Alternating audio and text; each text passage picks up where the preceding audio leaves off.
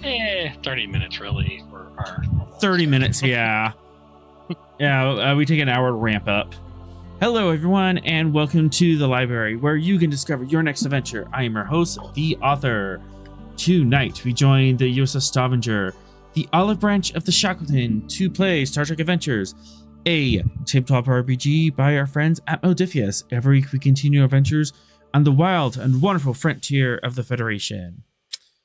And last week, we discovered some new wild and wonderful things on the frontier, underneath the waters of this planet. There's apparently some of Venix's people down there, and people even older than Venix's people.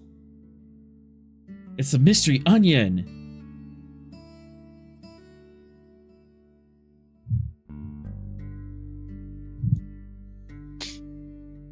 Based. I did not do the mystery onion completely on purpose. It was like semi on purpose.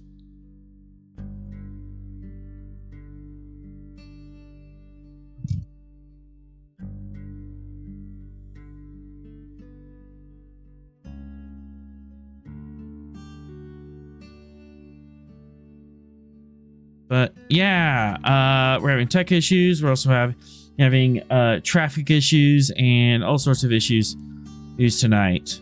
So we are just ad-libbing it. That means in the game we will have no issues. Yes. In the game there'll be no existence. Yep, everything's going to be just fine in game. Nothing bad's going to happen. Perfectly balanced, as all things should be. And on that note, let's start with our opening credits for Season 1, Episode 45, Undertones. Clicky.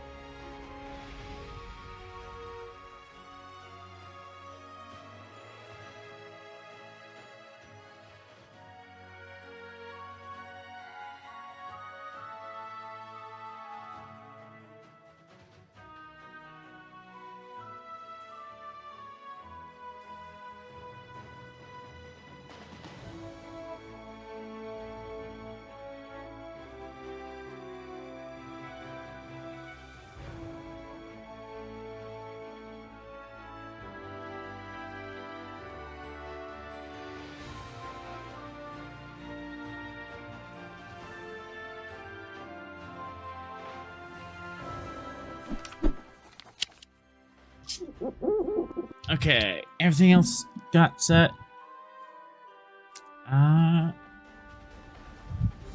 Don't have a token for our guy up here. I'll fix that in a minute. But there's a bunch of traits we can get rid of. As new episode, new scene.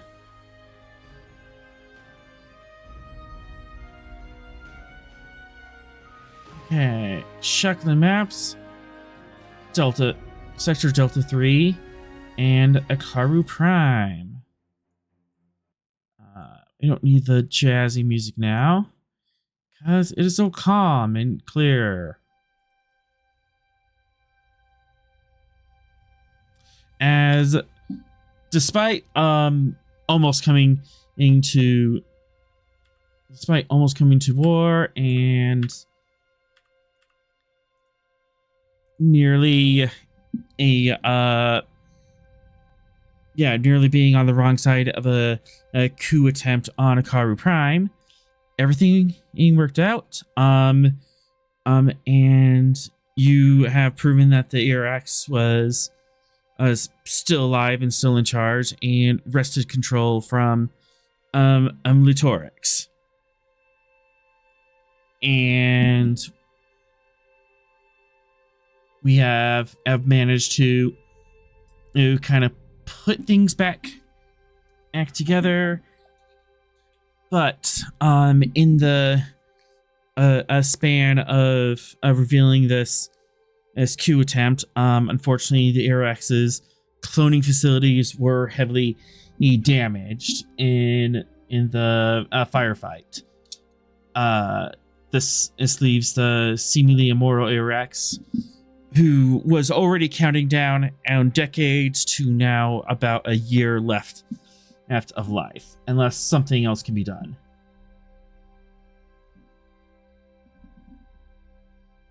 But the Airx himself seems to be taking it well, and was kind of expecting to move on from this anyways.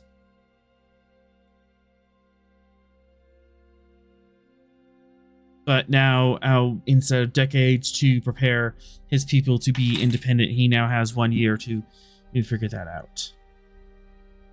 On top of that, there was the great secret thing that the Airx was studying beneath the Akaru Ocean, this mysterious black obsidian city in a pyramid underneath the water, that has ancient and mysterious alien designs and technology that Starfleet can only guess at.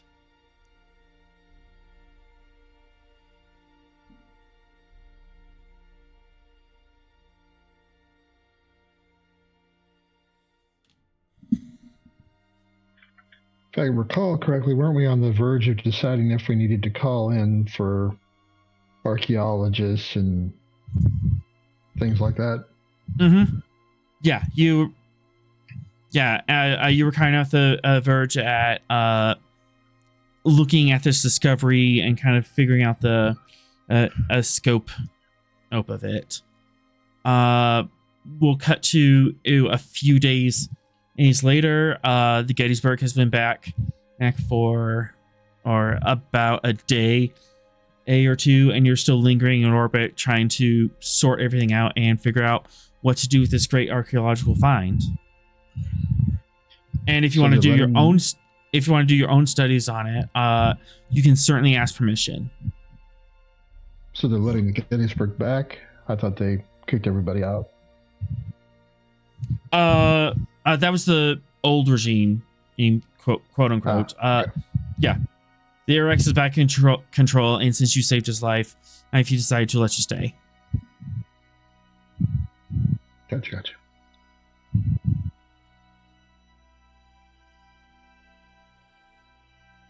Well, I would certainly like to explore the staircase pit with what's going on further down in the pyramid.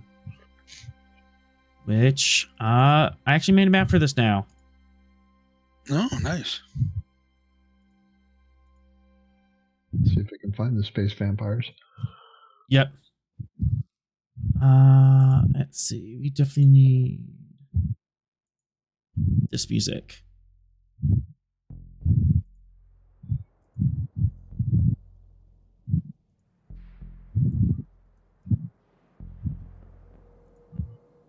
So, the Stavanger crew has been given and kind of limited access to the Obsidian City in the pyramid.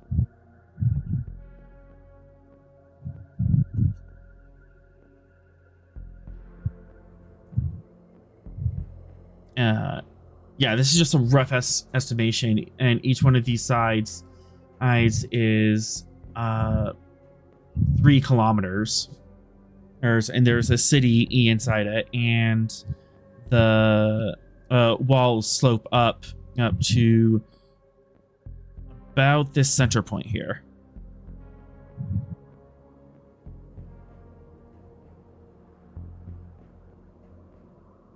Nice. Okay.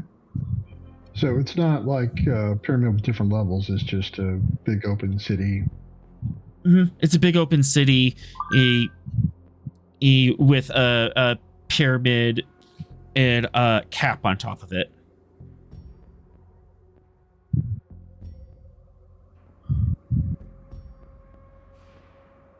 And the scale of all these buildings and in some of the furniture and stuff seems to be twice that of humanoid natural.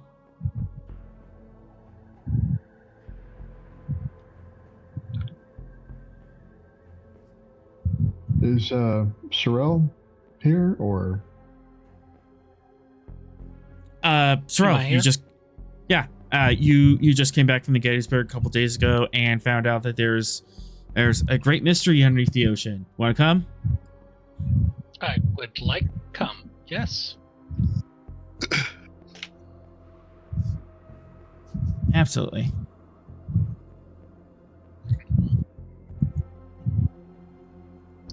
These are black pools of some kind of.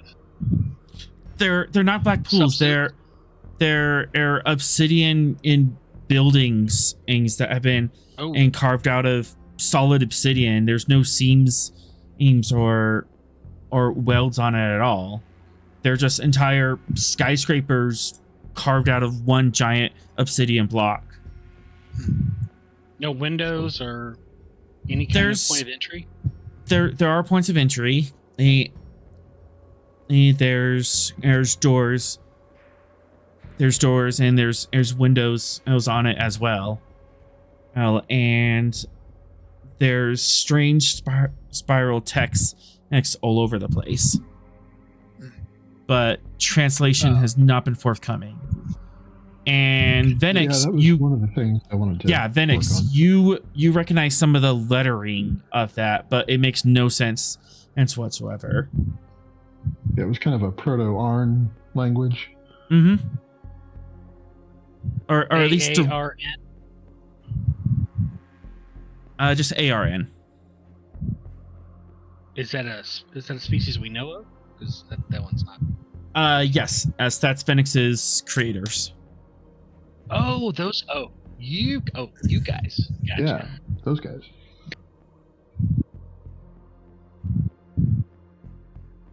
So the language I guess one of our goals is to create some type of Rosetta Stone that we can translate from Proto-Arn to Arn to Standard, or some type of pathway. Mm-hmm. How ancient is the text?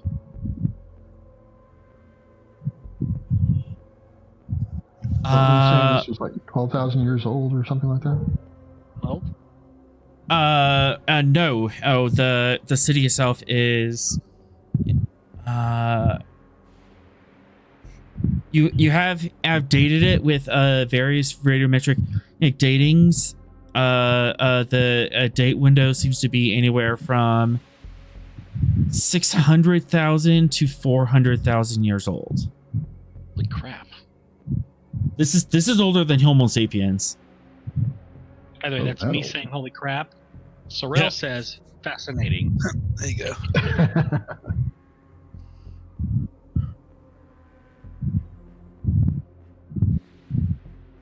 Well, I guess we'll start looking around, seeing if we can identify functions of buildings, what purpose they might have served, get some linguistic clues from that, maybe. Yeah. That sounds like a really good idea. Guy, you want to be in on this? Yeah, I was gonna say if investigating new places, I'll come down and make sure everything is medically sound. Because opening up old crypts have never. Yeah, exactly. Yeah, opening up old crypts have never led to new and wonderful diseases. Awakening new pathogens! Hooray! Old pathogens, really old. That's true. Yeah. Old pathogens that you people have never encountered before. Yeah, so it's you three down here. There's probably like a couple other teams of people all around. Anyone any specific teams in general? Do you want like a scientifics team, help survey, engineering team to make sure this place is sound, security team to punch the spiders in the darkness? Yeah, security team would be good. Maybe the binars down here, seeing if there's some type of computer interface they can access. For sure. I Oh, think I'm that's missing something anything. with the binars that we need to deal with. A guy. Which one was it? Was it 0 or 1? I keep getting. I was 1. You were 1. All right, so it's. I was 1. 3 was 0. Who's on first? Exactly. One of the binars. I think it was 0. Yes, it was 0. During the shenanigans, got caught on the wrong side of a blast door and is missing their left foot. Oh, It just sucks. it was for just them. it was just severed at the ankle. So you might want to like take a scene to look at that. Oh yeah. Yeah, I'll we can do definitely. that. Also, Guy, 1 has requested that you remove the same foot from 1 and replace it with a precise replicate of the replacement foot you're going to put on 0. Oh yeah. That's fine. We can do that when we get back to the Stavanger. But I'll stabilize 0. No, we'll cut back act 2 directly that Okay. on the Gotcha. on the Stavanger before, because they wouldn't be clear to go on a away Yeah, mission. They're not going to be down there, right? Yeah. But we can start there. We could always, sit in the tiny little sick bay and, review stuff that gets sent back up or something. You're in the doctor's office waiting for your kids. Like, your tiny little sick bay. If hey, you just it'll be slightly better. if you could just by the like end of punch the day. out that wall, you could expand it and you can get like a whole medical suite in here. It's okay. It'll be slightly better soon. So if you're considering a prosthetic, then yes, that will be 1's request. If you're going to try to maybe grow a replacement, a graft, he offers his DNA for that.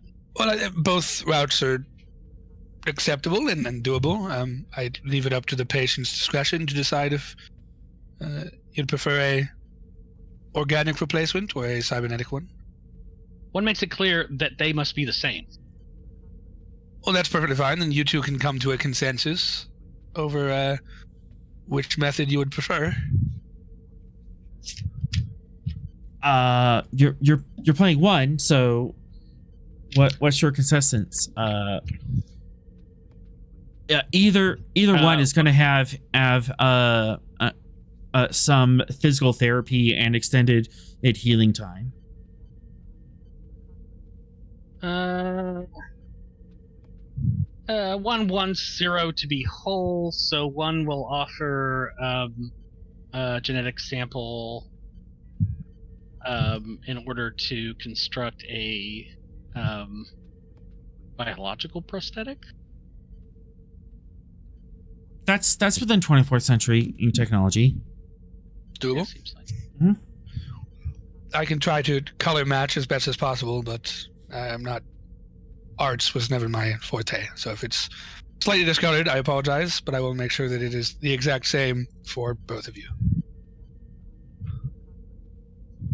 When you said it would be slightly discolored, his face darkened, and then when you said it would be the same for both of them, it lightened.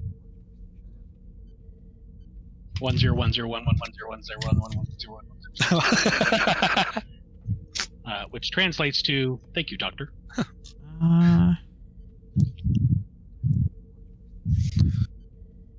Valid. I'll get started. I don't think it's gonna be complicated. Computers meds. Control medicine difficulty E2. Copy. Yeah, you are in a sick bay. You have all the technology you need. Regrowing a whole limb is a little bit complicated, but not too far.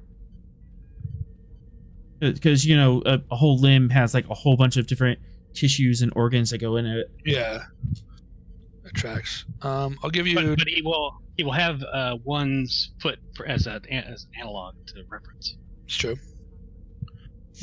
Honestly, I'll allow that as a bonus momentum. Nice. Because as you do have like a analog foot like right there that you could reference and mirror. Yeah, take a complete over. biological scan of and do all the happy medical stuff. Mm-hmm. All right, nice. I'll give you a threat. Go up to 3 die.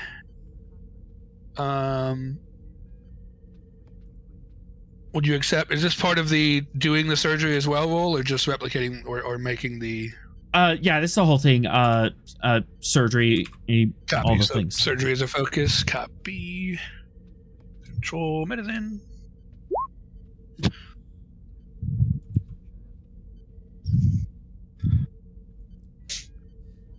And Sorrel, if you can get computer's medicine for the Stavanger. And then I think now with the new chief medical thing, I do generate a bonus momentum because I have the assistance of the ship, right? Further when you attempt to yeah, so that's 2 bonus. Yeah.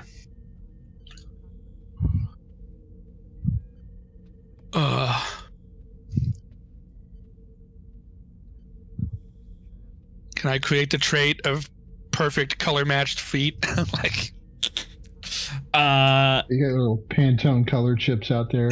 yeah, exactly. It's like this shade of purple. I've got the perfect the button color above wheel. that, Sorrel. Sorry, what was that? The button above that. You click the shoot. challenge dice. Okay. There we go. No harm, no foul. All right. So 1 momentum with 2 bonus. I just kind of assume color match would be a thing unless I spent a trait for that, which would kind of be mean and a waste of a trait. However, you could definitely use that for reduced recovery time. Like it wasn't Nice. as it's a more perfect match. As there's not going to be any tissue rejection. I've made the perfect foot. I will now begin my foray into becoming Frankenstein.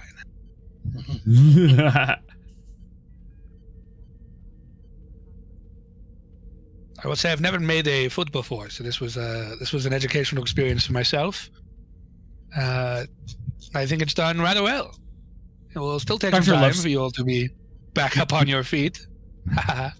Nurse Lovestone walks by. Don't get ahead of yourself, Doctor.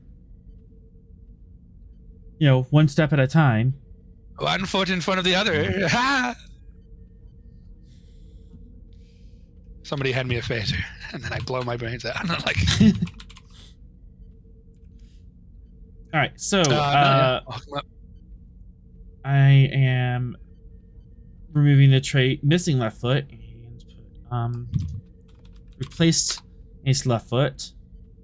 Nice. And also gained a trait smooth recovery. Nice. Sorrel, at this time, you can walk in and just, check in how your 2 Binar are doing. Because you heard the surgery was done. Ah, good. Good evening, Commander. How are you doing? Doctor. 1-0. I trust that the doctor has treated you adequately. 0 is on the bed and the foot's still bandaged and cast up, but you can see little pink toes wiggling at the end of the cast. Oh, that's good. Which is a very good sign. And and 1 and 0 are just kind of like looking at each other, smiling warmly and nodding and just like, yeah, we got each other's backs. Now, have I successfully completed both of their foot surgeries, or is this just for the one? This was for both of them. Got me. Okay, cool. I also have simultaneously removed Zero's foot and replaced it with a organic copy so that they are matched genetically as well.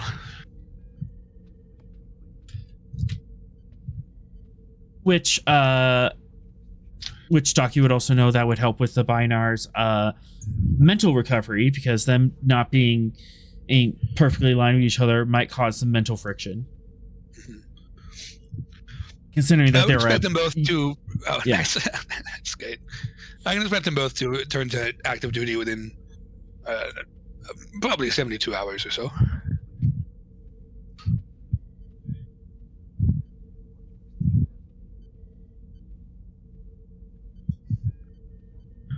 Adding. And they would say, "We are," and then the other one says,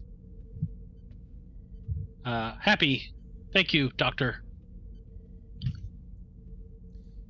And I'm going to spend a threat. There was one matter at hand that kind of concerns both of your departments. That is Moetea's somewhat erratic behavior and psionic influence. Whatever the heck he's going on there.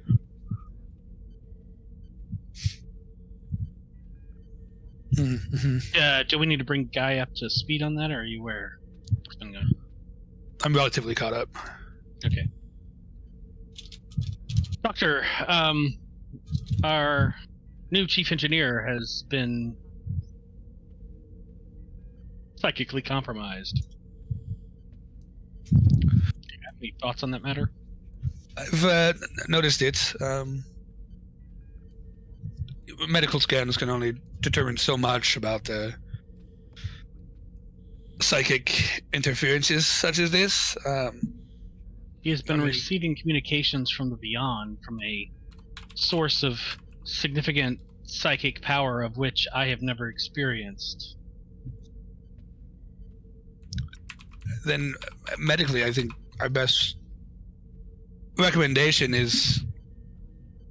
I also believe she hasn't been getting enough sleep.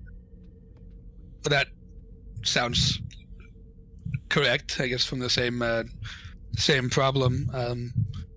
I can run complete, top to bottom, front to back medical scans on every working system that we can scan, but of course, with her permission, I could inquire into her mind.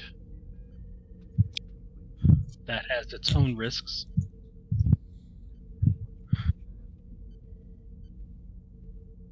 Well, I mean, that is your department.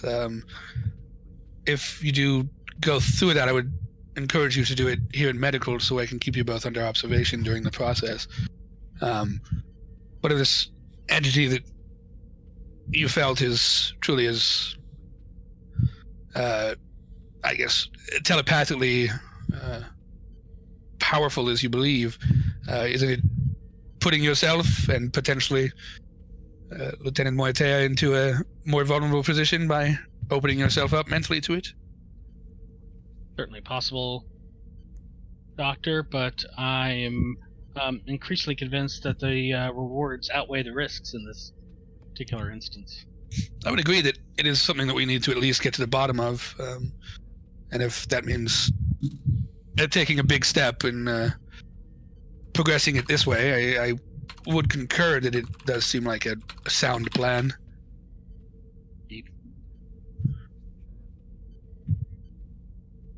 I feel that if I give you a threat, we can get another. Yeah, Sorrel, if you give me a threat, I can give you a little bit of a nudge. Mm-hmm. Right now, Moetea is kind of facing this powerful psychic entity by herself. Perhaps if you mind meld, there'll be two presences against one. You could help her and reinforce her if she's under psionic assault. That is a possibility, voice in the sky, that I had not considered, and now that I am considering it, it weighs the rewards even more substantially versus the risks. Not quite the point where I can give you a determination if you do the thing, but it would definitely lean in that direction. Do you believe that if there are more psychic connections, it could be safer for the individuals involved, Commander? Or I believe that Mortea will need some assistance in confronting this smoke monster. The psychic entity forthwith. Well, if I could volunteer my psychic assistance to the pot as well, I would happily do so if you are seeking to come to a solution as rapidly as possible. Well, certainly your medical monitoring would be beneficial, assuming that Lieutenant Commander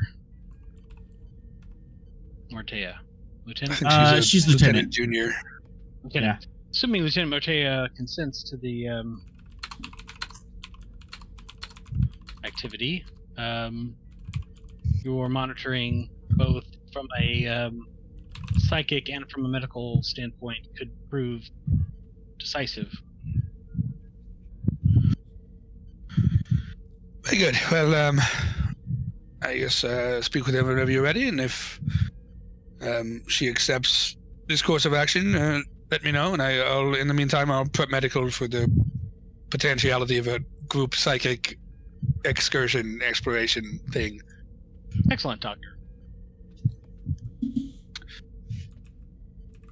Yeah, if you want to do some preparations, at least like set up some traits to help with that, you can do a little research now before we head down to the Obsidian City. I assume medical has a isolation chamber. Yeah, I would. I would like to set up that isolation chamber in the traditional Vulcan meditation setup. Okay. Panels, blankets,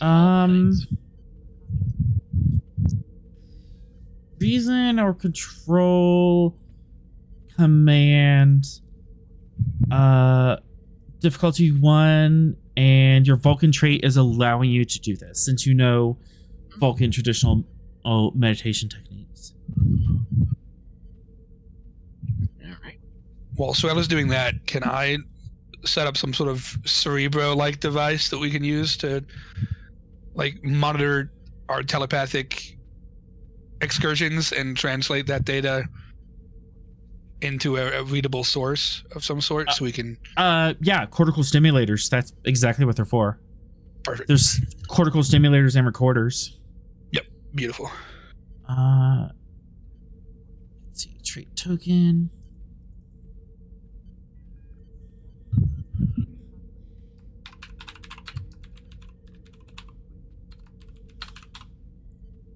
Just gonna put this on here and put this on this seed. Show.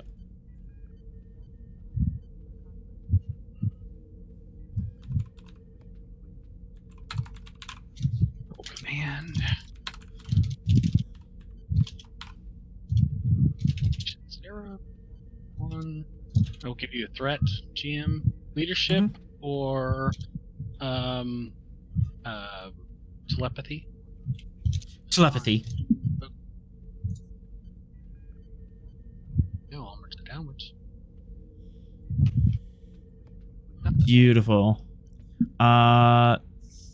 3 momentum generated, and yeah, you set this up in traditional Vulcan matter, or I mean, it's your culture, so you tell me what it looks like. From a Vulcan perspective? It's very Spartan. There are candles located very specifically in terms of creating the meditation circle. Very sort of rough, roughly hewn blanket with very small, light, square pillows, 2 of them, for the 2 individuals who are going to engage in the delving into the psychic realm. Some light incense is also burning.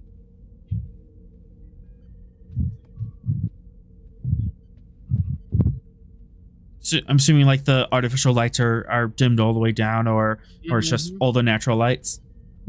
Yeah, definitely dimmed down, so that the incense and the candles are the sort of dominant sources of sensory experience. Mm-hmm. Also got a little Celine Dion going. No, wait. Nice. Maybe like a audio file of classic Vulcan enchants from Mount Seleia. Yeah, and we've got the the background sound of a Vulcan stringed instrument kind of twanging. Mm-hmm.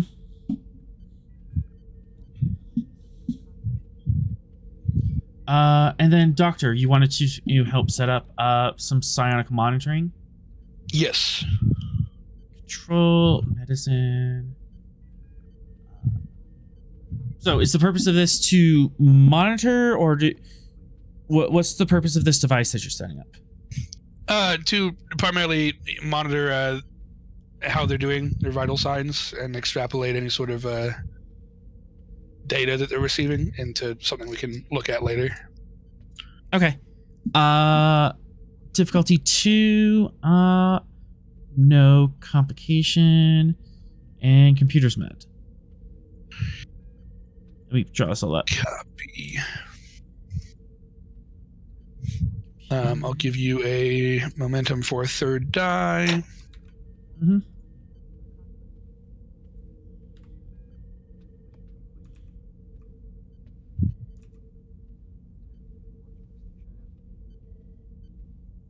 Looks like you gain it back. And computers medicine from the Stavanger. I've got that. Stavanger up here. Oh, nope, Capsmith's got it. Excellent. Nice. Nice. And then how well do I succeed? Will it be able to do both? If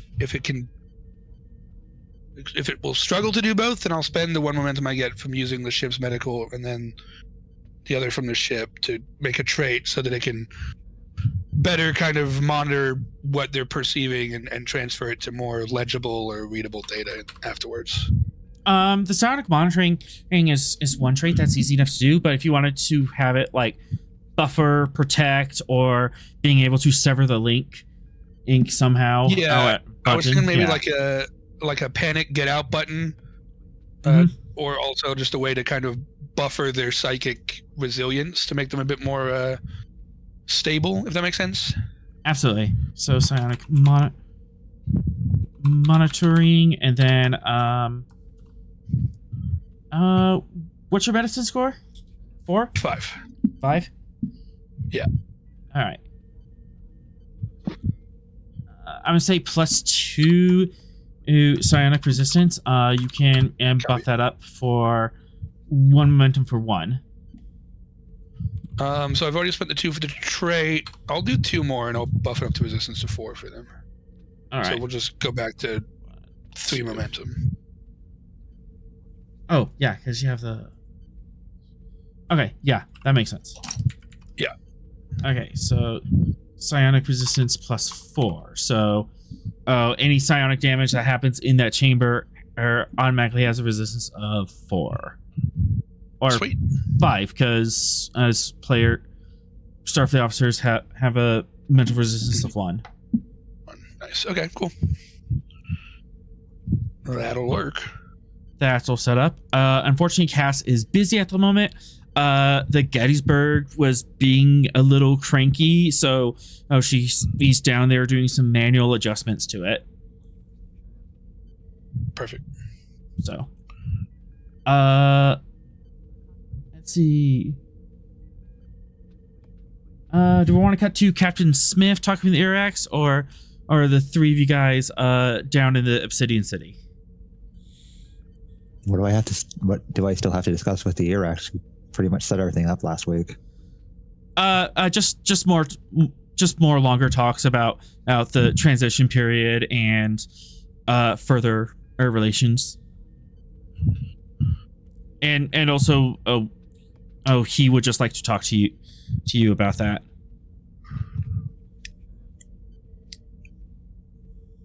I think just going to the ruins. All right.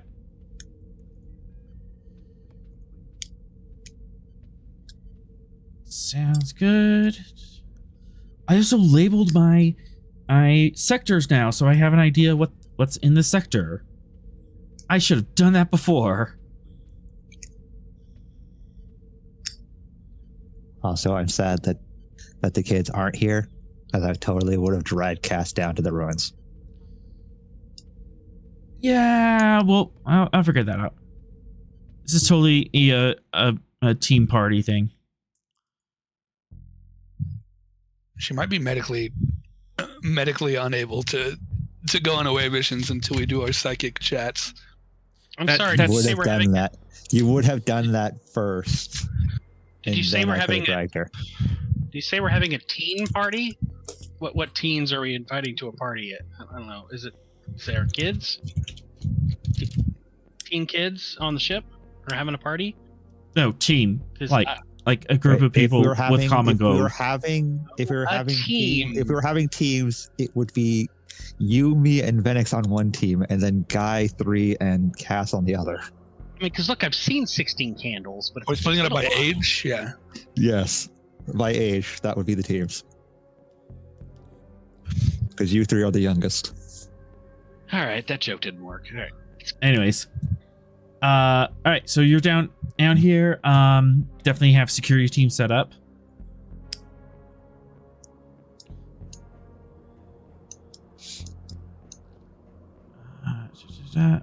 Where is it? I have things.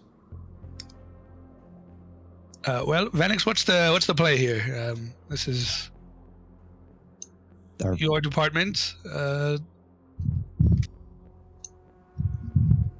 I believe we should explore the exteriors of these buildings,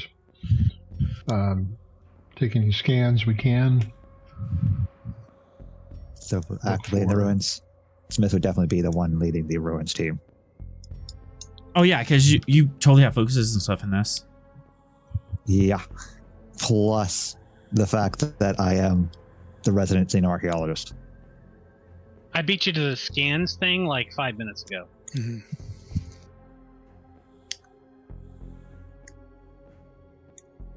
All right, but yeah, you do have a couple of teams down here helping out because this is like a whole cityscape, so it's a lot for just 4 people to explore.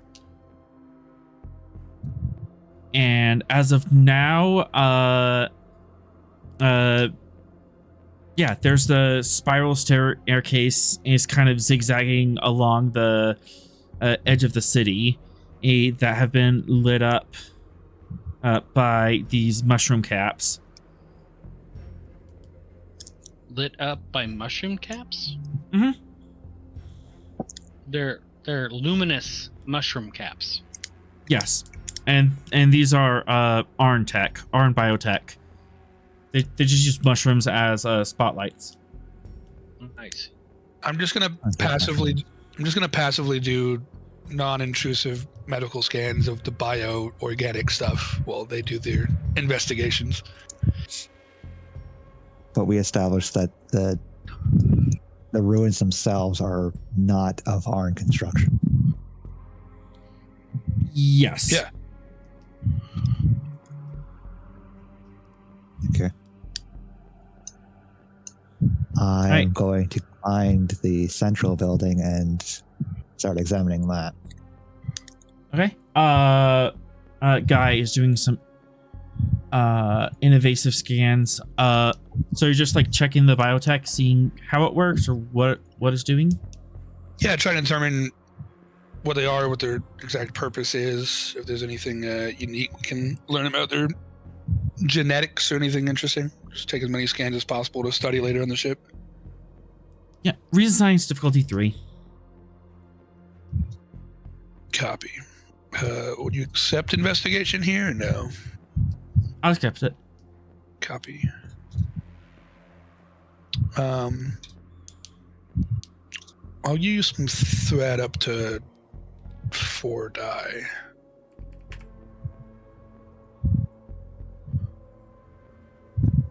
Whoa. What we got there? We also probably shouldn't assume this place is completely dead and maybe take some life form scans, see if there's anything lurking around here. Guy scan didn't cover life form scans. Venix, you can do life form scans. Reason security diff 1.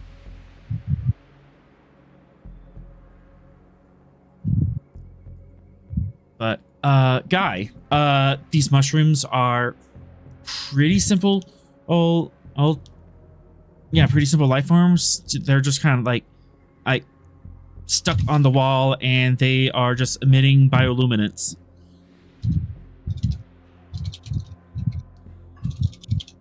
Copy. This is the only type of the weird bioorganic stuff down here? There's also some bioorganic stuff in the temple. There's a larger console that is about 3 feet wide, comes up to humanoid, about waist high.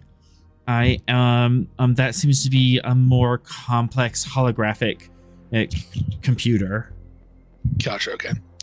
Yeah, I'll just continue doing scans, seeing if I can take some samples of some of the bio stuff.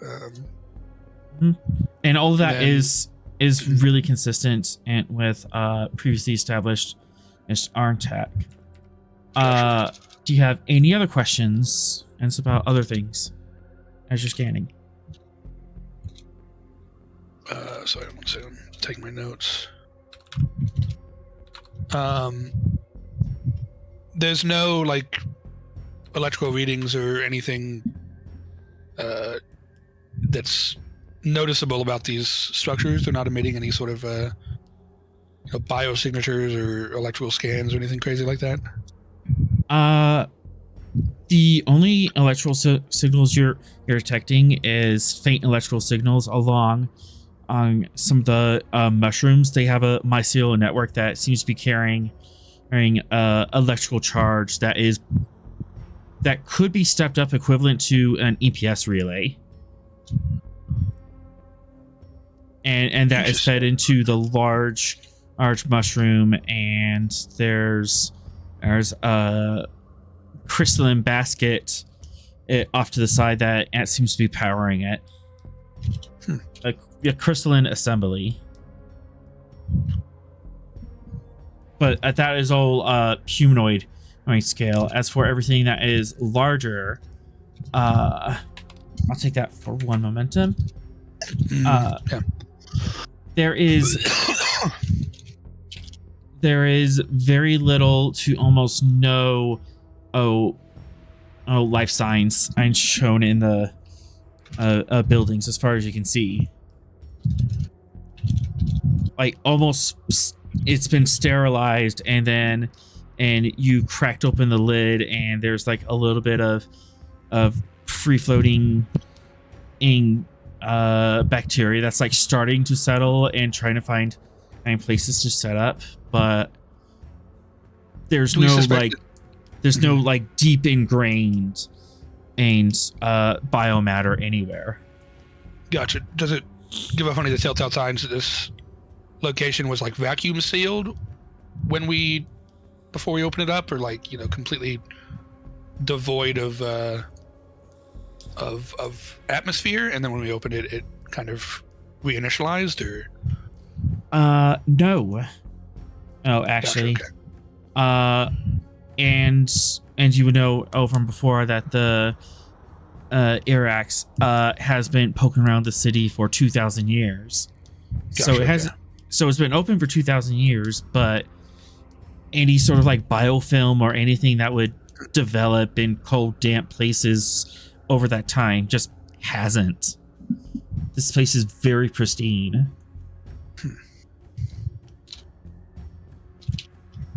Okay, what about power signatures? Any sources of artificial power, electrical generation?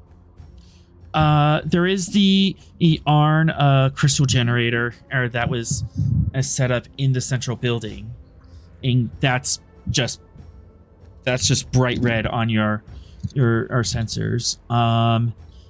And all of the buildings are giving off a very subtle, very low thrum of energy. That's just a little bit higher than an ambient heat temperature. But there's no obvious source. It could be deeper underground. Interesting. And as far as life signs, no other life forms detected in the at least the 500 square, a 500 meter radius around you that you can scan.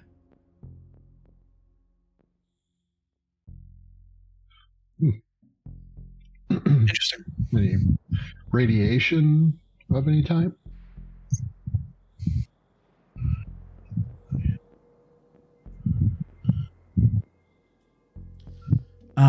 One momentum. Okay. Yes, there's tetrion on radiation.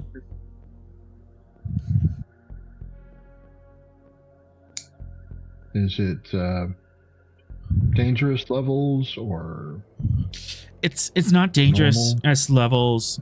It's slightly higher than and normal. That's why it's noticeable, but it's not like we have to evacuate it yet. But there's like a hum of tetrion on energy left on this place. Oh, I wonder if that was from whatever is causing the disruption.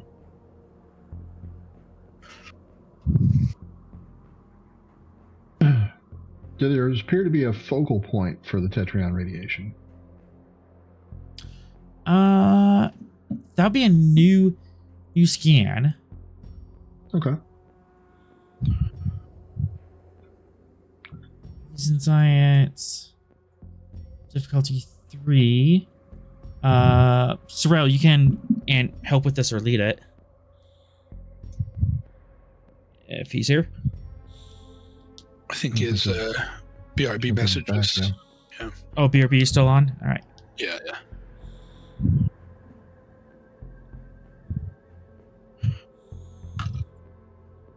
Well, I'll go ahead and try it anyway. But I'll wait, throw you a. Oh, there we go. Nice. I'm back He's back. Okay, just in time. just in time. Don't want to miss science. Yeah. Venix has detected a faint hum of tetrion energy and was trying to triangulate it. Sensors as my focus. Mm-hmm.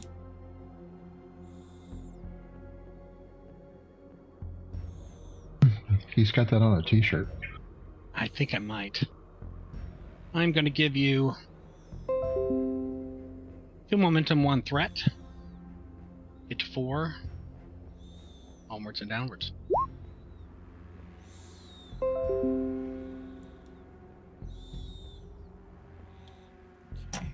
Momentum, 1 threat. Venix, you want to assist? Yeah, like it's a necessary. Sure, why not?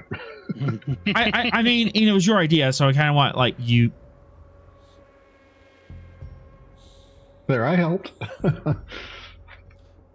I'm trying to make sure that Sorrel's not like stepping over you.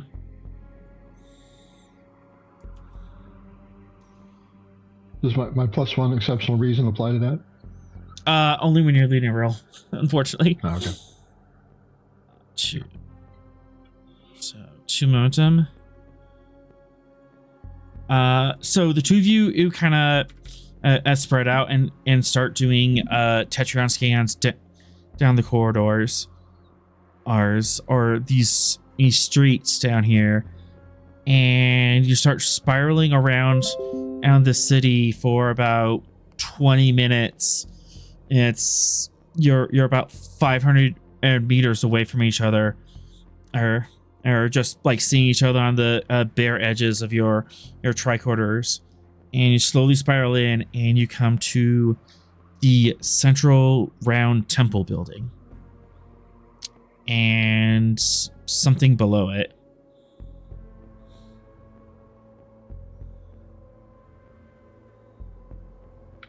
What did you call the building again? Temple. Okay.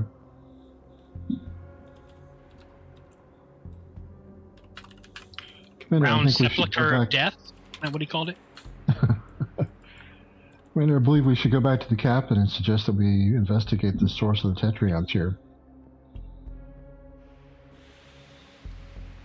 Well, are our communicators working? Can we just Yep. give him a heads up? Mhm. Yeah, let's do that then. Meanwhile, Captain Smith, the crew's walking around this city.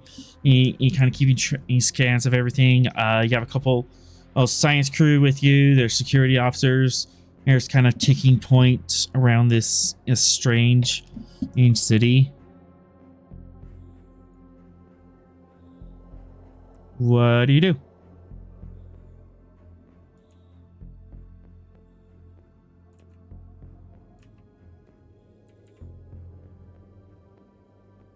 Smith?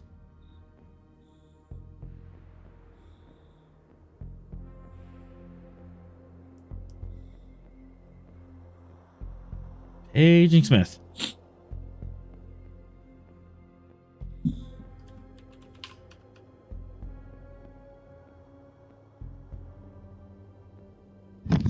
Yes, Captain. We will proceed forthwith into the sepulcher of death.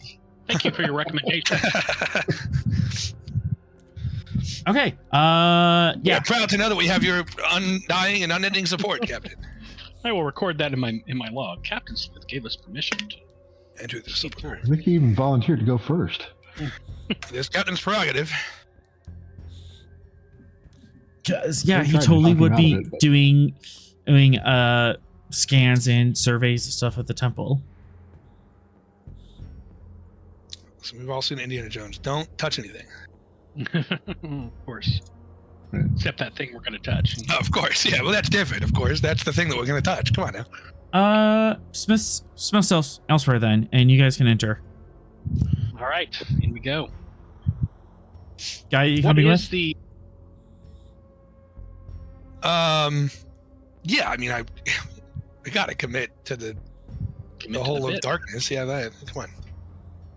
So, what does the air taste, smell, and look like? I'm gonna say, can I do a scan of the deepness of the darkness of the medical air? Make sure we're not gonna walk into a ventilated room and kind of lungs exploded. You better not be going into the place that I want to explore before me. Uh-oh. I've Give me the option. been You're calling kinda you going. for like 3 minutes. It's too. I've been distracted because people and dogs are assholes. Well, you should tell them you're busy. We decided that Sorrel is going in first with his scan. No, I'm a first officer. I can make that. no. Wait, All right. baby. Let's go. All right, Captain's Smith. prerogative. Hold on. All right, Smith. You're in this Obsidian City underground, Mhm. and there's a bunch of old stuff that no one's seen before. What you doing? Yep. I'm going to the central building and exploring. Okay. You go to this central building, and again, all of the scales of the doors and the seats and the consoles and stuff seems to be twice that of a baseline humanoid. So you are Okay. constantly looking up at everything. Nice. It's the building itself seems to be carved out of one giant obsidian and block. There's no seams or cracks in it. The furniture is very similar, or just large granite and stones carved out in one solid piece.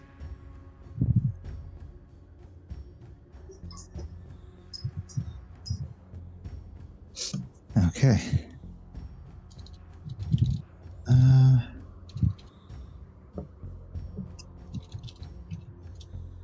Is there any discernible language on anything? There's spiral. There's spiral symbols and stuff that Venix has identified some of the letters as related to Arn and erosion in text, but the language itself is indecipherable. But there's a root there, possibly. Okay.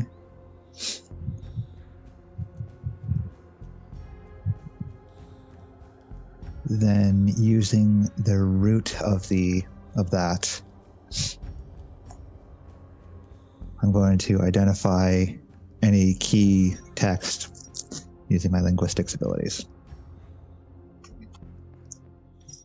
As soon as everything decides to load and the docs not just cause chaos.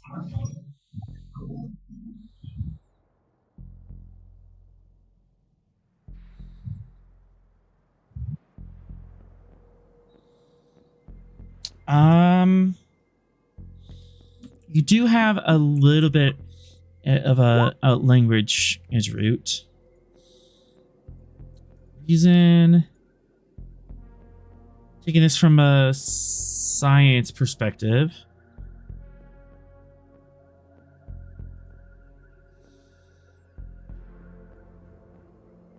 All right, so deciphering language. Gonna start there. Ancient, esoteric.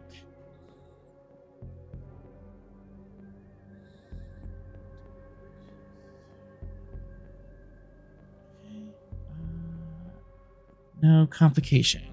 Reason science difficulty 4. The trait, the trait of Arn language Edge dictionary is allowing you to do this, because without that base you have nothing to work on but context clues. Yep. Okay. Waiting for everything to load up because I had to move everywhere else from where I was.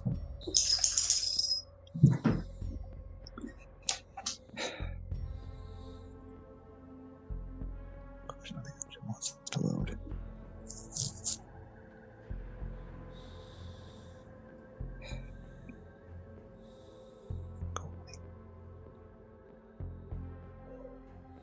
All right. No, I don't want guys off.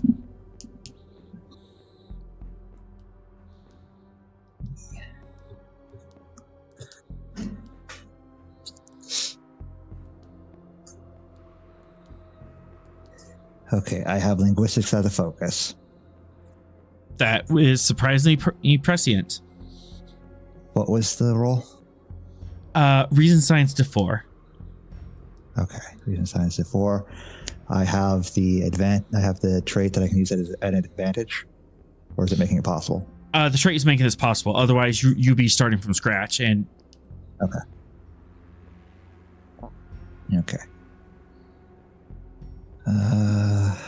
And this is good.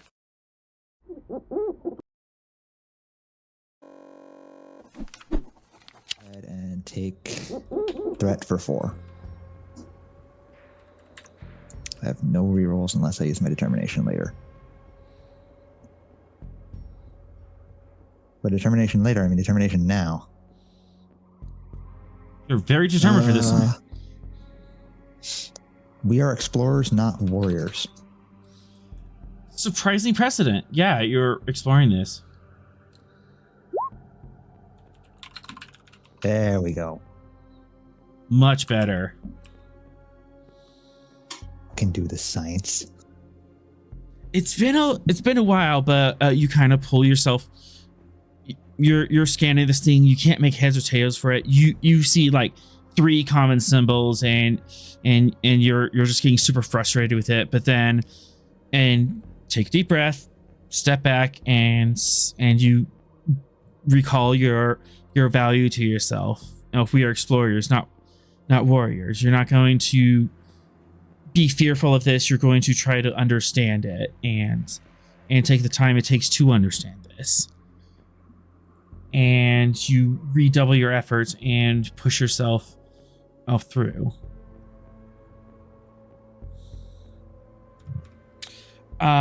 You can go ahead and gain the trait of class 1 and class 1 ancient alien cipher. Dope.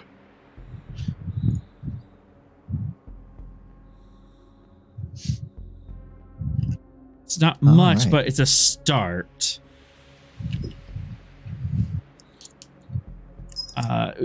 You're starting to recognize how the language flows, and you're catching in some of the phonetics of it. You might be able to start pulling together common words. But you're still like week 1 on Duolingual.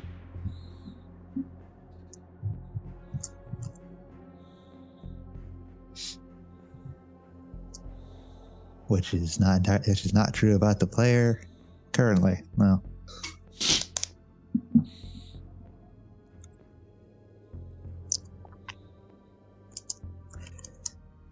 Okay. Well, this is what Smith's going to be doing for a while. Any other questions you want to ask? I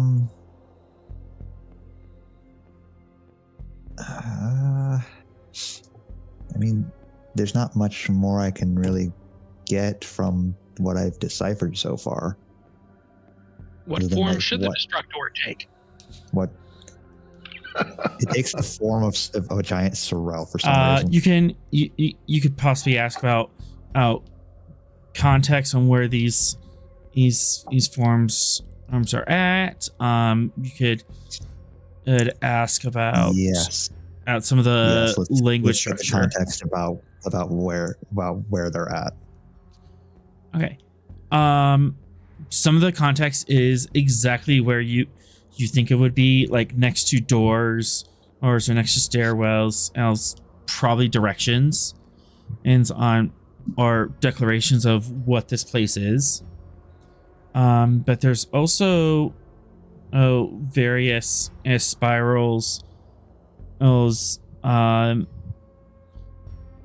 Again, they're about 2 meters up, so you're constantly looking up at them. But there's spirals at regular intervals on all the walls, but they all have a very similar pattern, but they repeat about once every 7 or 8 of them.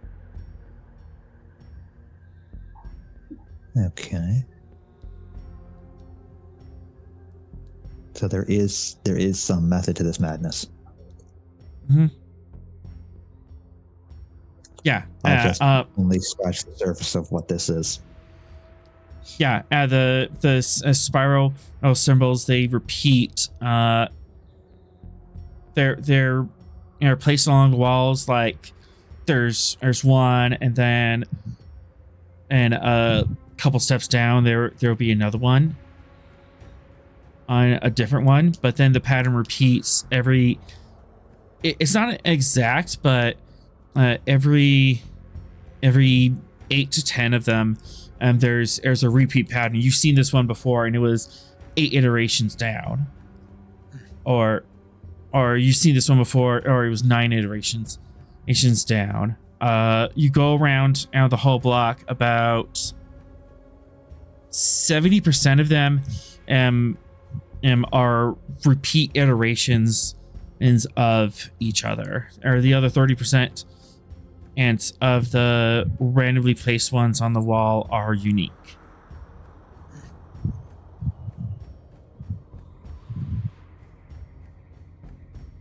So these iterations must be either more important or are just common parts of the phrases that they are in. They seem a little long on for phrases. This would be several phrases. A couple sentences. Okay.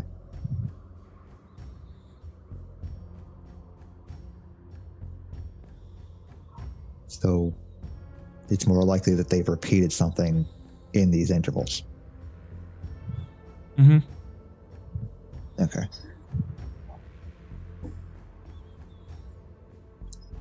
Then I'm going to start focusing on one section of this room to translate that, and that will allow me to translate the rest of it easier.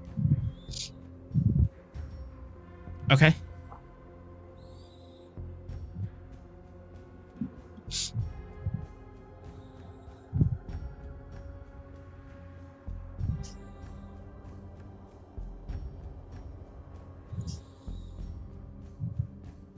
So I'm going to start where we entered and then move clockwise. As you're just scanning in each route and comparing them and contrasting them. Yep.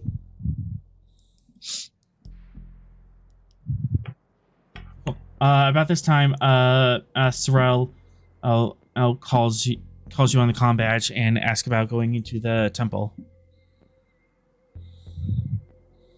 Give me a moment to get to your location. There could be further context into these symbols there. Hi, Captain. And I start heading towards the temple that they're at. Okay.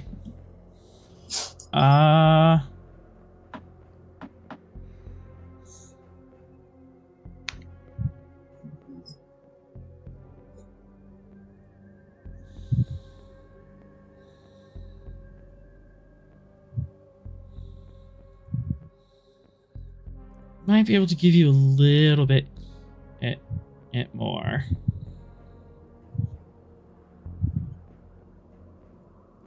Using command diff3 linguistics for you, Captain. Okay. Using command with linguistics as a focus. Okay, then still take threat for 4. Actually, this time I have a reroll. And onwards.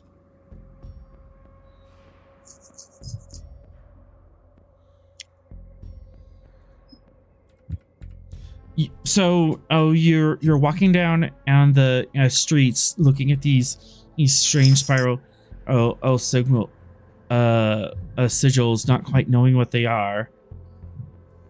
Then and then you kind of put yourself in the shoes of like, okay, if I was taller, this would be about head height. Elcars are displays. You constantly have something about eye level just telling you where you are, remind you of important events. These are announcements.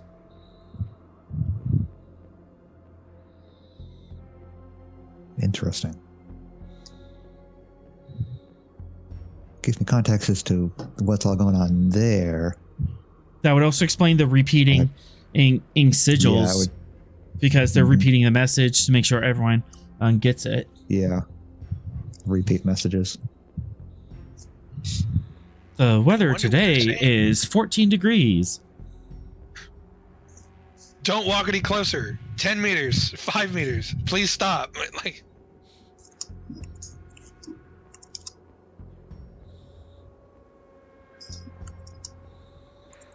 You do have to float. I don't really know what I could ask about this.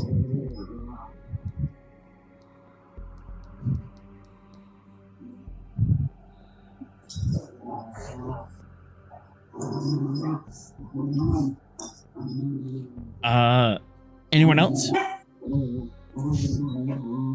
Do something with kind of trait, maybe getting the Stavengers. You know, I mean, Mystics what is their Files. name? What is their name? What is their quest? What is their favorite color? I would like to know all these things. The Stavanger wouldn't have any more information than I already have at present here.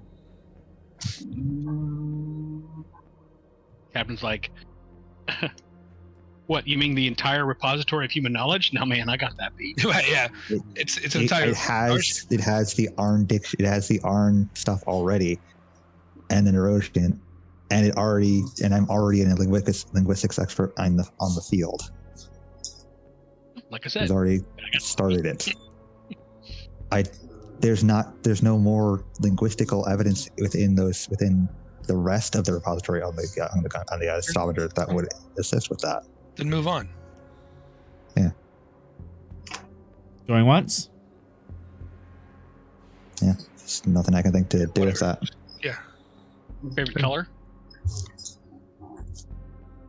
I'm gonna guess a shade of dark gray. I guess like an off purple, you know. I mean, they did go obsidian for their building, so I'm going black, gray. That's pretty much it. Yeah.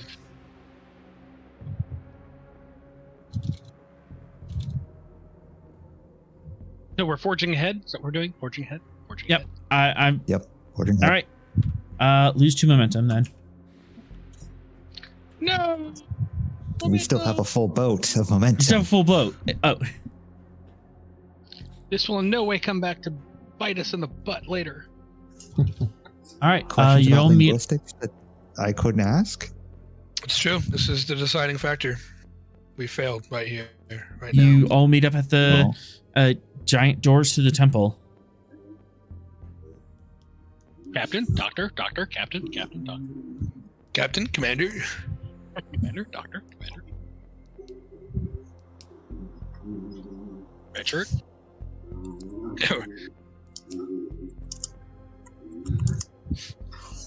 You could bring in a red shirt. We need a red shirt. Oh my god, somebody's got to die on this soon. I don't want it to be me.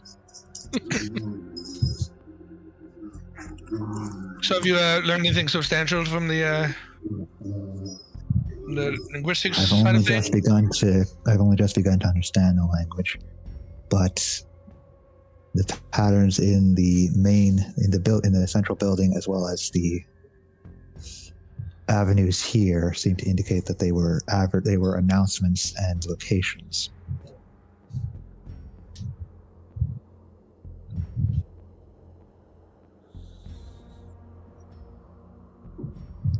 Perhaps like evacuation orders, or It's unclear, but the message was important enough to repeat every 8 to 10 intervals.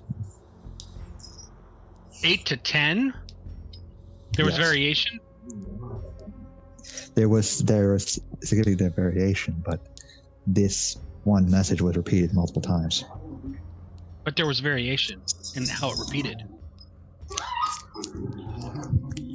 Variation on how repeat it often. That way. Variation on how often yeah. repeated. Yeah. How often? So, did it skip intervals, or did it vary the interval length? Vary the interval length.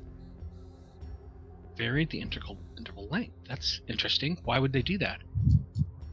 Usually, a distress signal would be just a Without regular. knowing the context of the message, we can't speculate why that would be the case.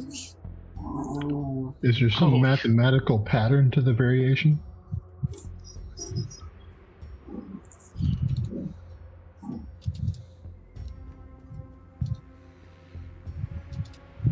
Prime numbers or anything like that? That is an interesting question. Exponential, logarithm, some kind of functional component to the. perhaps Venix should investigate it as well. Perhaps there's something in the message that would make more sense to you rather than us. Yeah, certainly in terms of the substance of the message, but in terms of its pattern, I will be happy to science that sucker.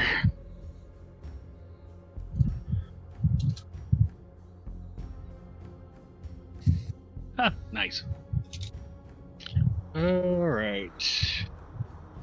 Looking for patterns.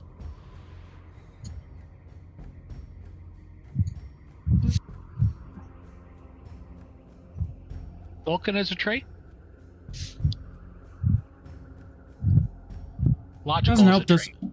logical as a trait? Yes. Okay.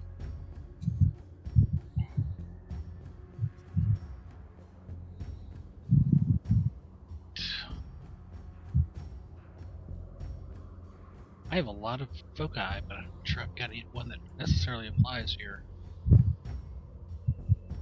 I'm gonna go out on a limb here. I'm looking for a pattern and a signal. My pastime focus is games, which is all about patterns. Nice. That's a bit of a stretch. It is a stretch. At increased comp? I mean, if Sorrel sees it as like a game, that's kind of fun.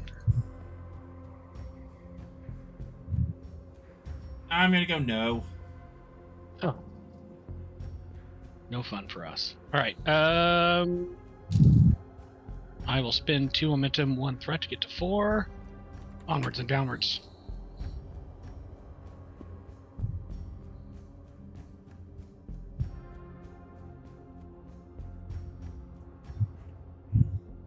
Do I see a pattern?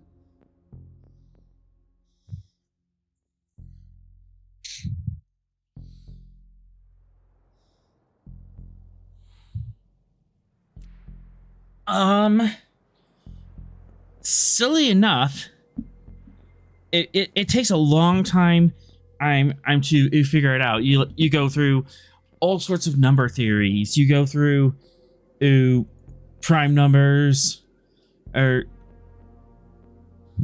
prime numbers, Fibonacci sequence. None of those make sense, hence because it'll be scaling further and further out. You keep, because as it's a very tight, it's very close to each other, but there's some sort of weird variance within it. And so your Vulcan mind, and you just start spiraling out and go through like any other like numbers or things that you know from math and science. Silly enough. Final waves, all that kind of stuff. Yep. Hydrogen alpha wave. Interesting. The hydrogen 1 alpha line. There's a slight the emission line from hydrogen, specifically going from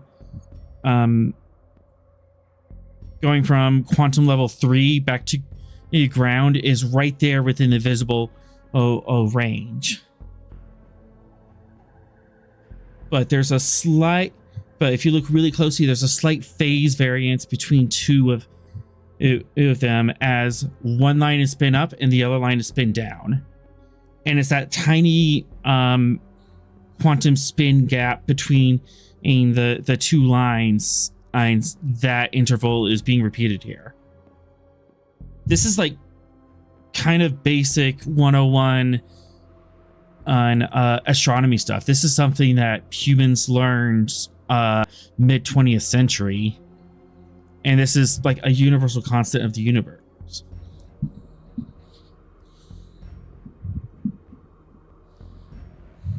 Because all hydrogen does that.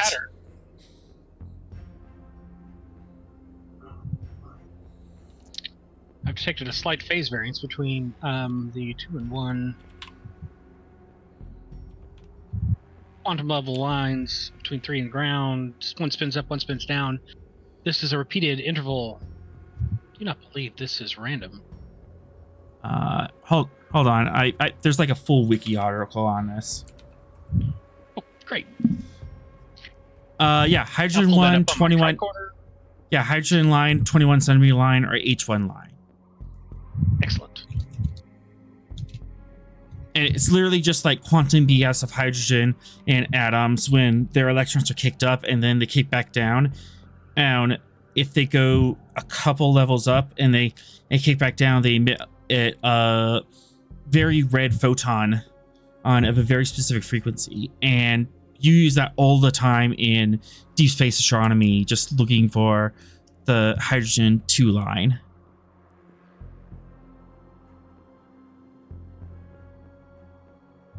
Because you can also use that, and specifically the gap between the quantum gap between the 2 lines as a standard measuring stick when you're doing a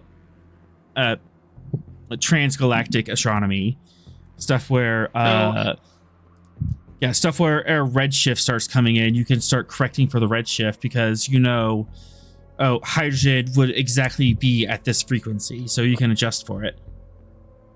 So given this astronomical connection, what I infer would be its connection to, say, some kind of a message in this, or why you would pattern it this way?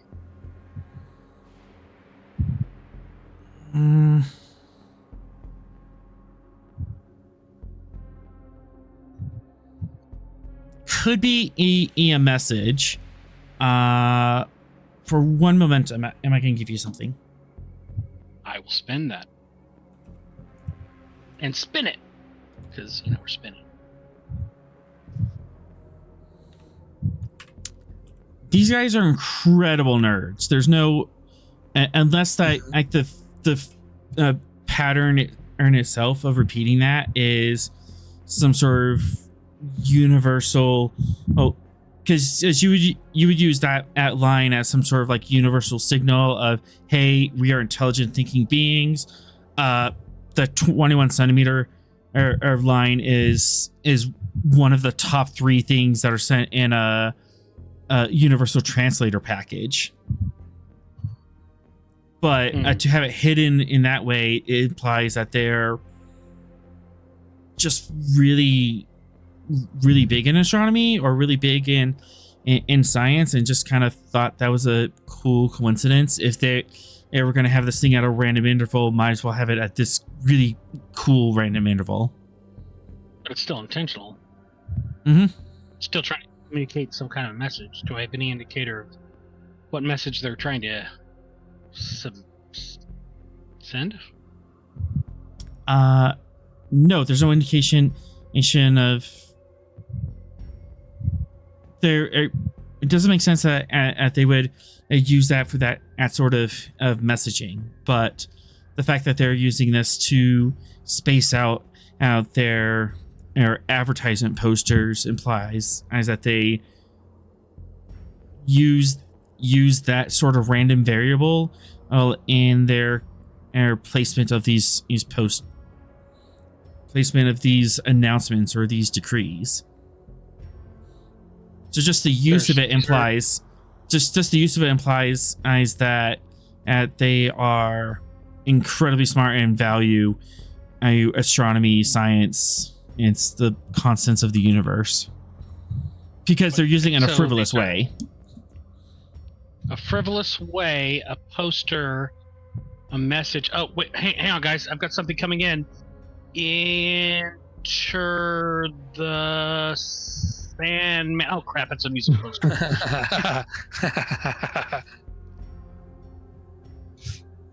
So would it be more of a decorative thing as opposed to a message spacing?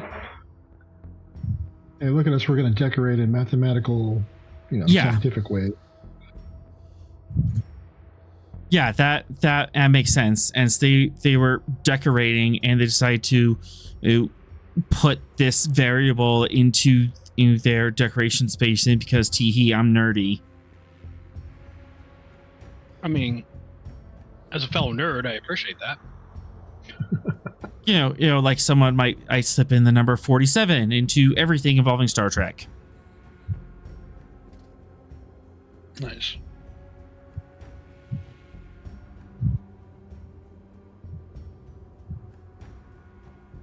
I enter LOLZ into my log.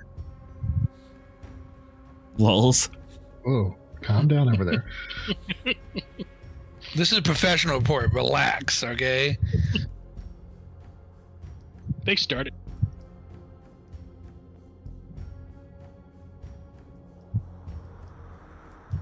All right, so it's super happy fun time, but I don't have any idea what they're actually trying to.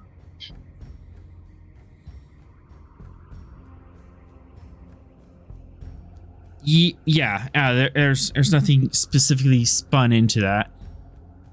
Well, it's still a pattern. It's still an intentional thing. This is not random noise. Yeah, and the fact that it's not random noise gives you some cultural clues of the culture that set these up. So we know this is a temple. Is it kind of a, I guess, scientific decoration that, you know, this is a place of science, place of learning? You know, we're going to throw in some It's not scientists, it's nerds. Holy crap, this is a con, guys. It's a con. Find the convention center. Get your Axe body spray ready. What else do we see around here? What's the general decorative, functional vibe of this place? Do you go inside? Yeah. Yes. Is there an obvious entrance? Yes, there is. I go inside. Roll for initiative. Wait, what? Roll for initiative against the door. I roll for initiative against the door. I lose initiative to the door, and then I lose my strength check to open the door. No. All right. You can enter. Inside is the Irex's mushroom setup, which is not shown here. So We found his stash. Mushroom farm. Found the location where he was most interested in. yes. Got a farm here. Nice. I can do that better. All right.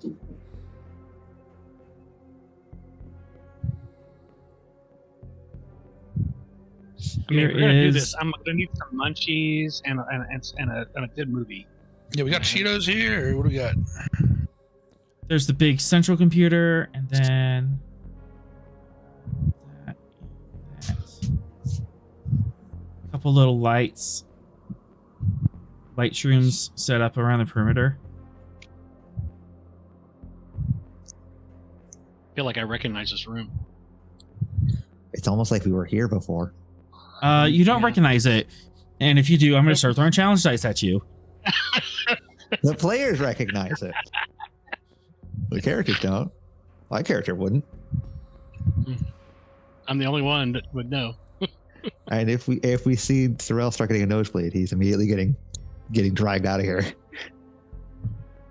Look, I don't see any little robot girls. I think we're okay. All right, is there any place that looks like it would have been searched by the Iraqs the most, where it would be like the most, like this is what he was interested in? Right back here. On that a is where I raised go. dais. Yep. That is where I go. There's a bunch of mycelial tendrils that reach out and is wrapping around on this. It's slightly raised. It's so the steps getting up there are like big honking steps that you have to like stretch and lift yourself up, and maybe you like pull yourself by your arms and swing a leg over, and then the circle there is raised up only a couple of centimeters. You can almost accidentally trip over it, and it appears to be made of a dull gray metal with translucent sheets in it, and there's a blue pulsing very slow and deep inside of it.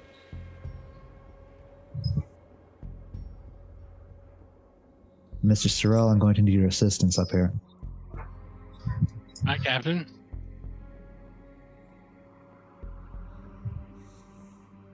Do you need a boost? I mean, what kind of assistance do you need?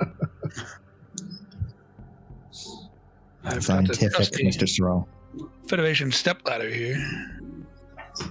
You could get a step ladder. Requisition one. Already got myself up here.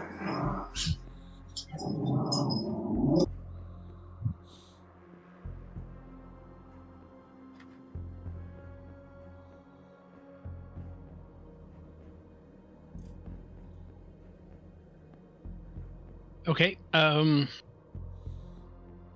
What does my tricorder tell me?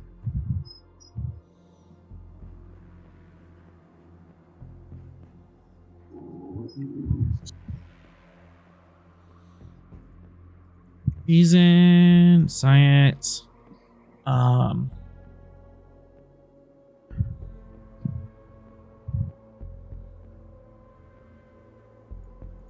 Difficulty 4.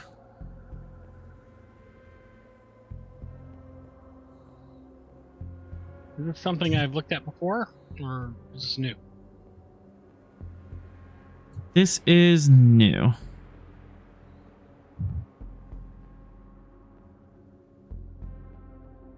All right. 2 momentum, the rest in threat. Sensors is my focus.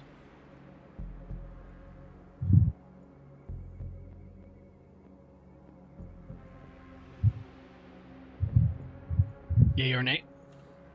Yay. There we go. Rerolling the complication.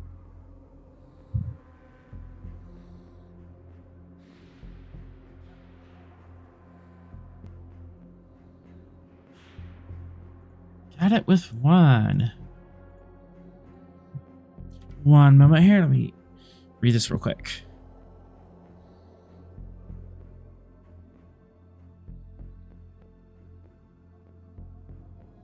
Welcome, travelers. Here's all the information you see.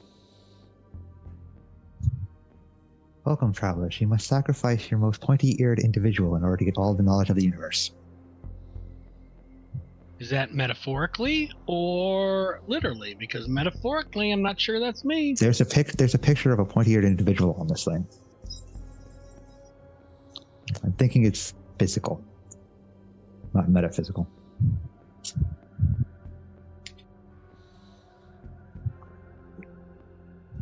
Well, I'm half Vulcan, so we're gonna have to get the full Vulcan security officer, Mr. I thought you're. I thought you're a full Vulcan. Sure. Am I? I don't remember. Yeah, you're full Vulcan. You are Vulcan. you just have far too many emotions to pass as full Vulcan anymore. We'll Just start having an existential identity crisis in the middle of Yeah, an maybe. archaeological mission. You know? What am I? I wish my father was human and not Vulcan. Your father being a human would just be worse.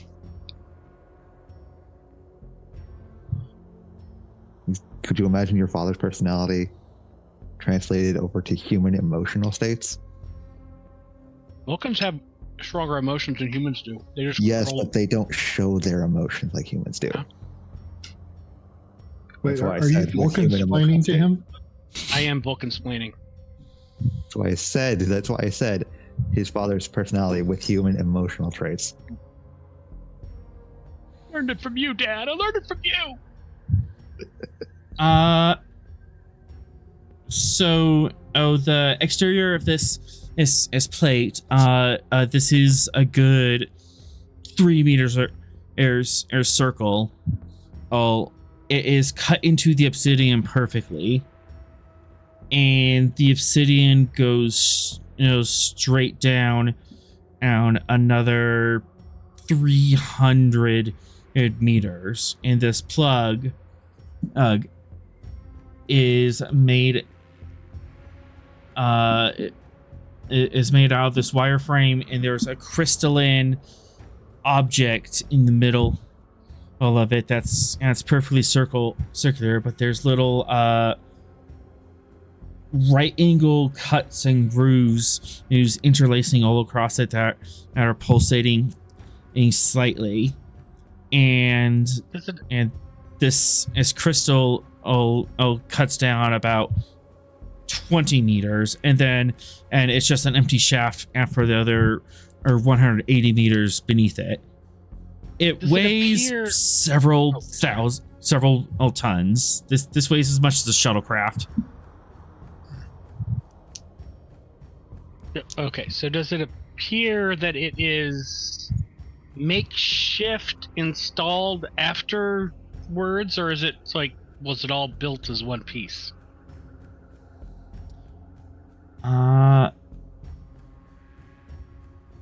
One and momentum. Okay. You look around on the edges, and you see a microscopic stress fractures in the obsidian, and as the circular hole was cut into it. So That it looks you like it haven't- burrowed into it. Yeah, these microfractures is where you haven't seen them on any other air structure. So those are possibly cut post post assembly of this building. And Does it this look like, blue crystal was placed in it. so it does look like some kind of an object? Doesn't look like a creature, something that's alive or something like that. I mean, A life map? comes in all sorts of forms. Right. So, given all those forms, does it look like it's one of those or not? Not as you know it. It's life, Jim, but not as I know it. about a map?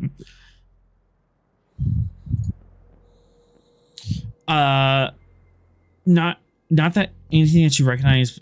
There are a bunch of tiny, very thin and cracks into this crystal all at right angles, zigzagging back and forth, sometimes assembling in a square or running into parallel with each other, and then branching off again. And each one of those cracks is glowing darker blue than the rest of the crystal. I don't Almost understand this. I think we should blow it up. Yeah, almost like a circuit isolinear chip pattern or a circuit board pattern. Oh. Could this be a device or instructions to make a device? I mean, it looks like almost like a some kind of parasite that has burrowed its way into the heart of this facility. Are we thinking about the same thing? Because the thing that I had you look at was up here by me, not down there in the red. That the red is the Iraq's Oh, the red stuff, is isn't the it? ARN. The red is ARN computer and has tendrils going out to the blue crystal. Yeah, the blue crystal is the thing that we're examining. Oh, okay. Yeah. Okay.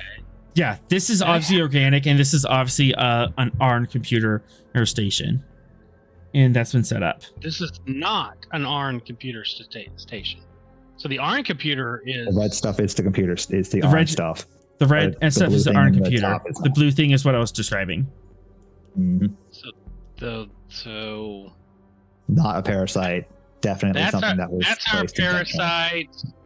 This is not our parasite. Okay, good. But the blue thing is what we've been examining. Yes.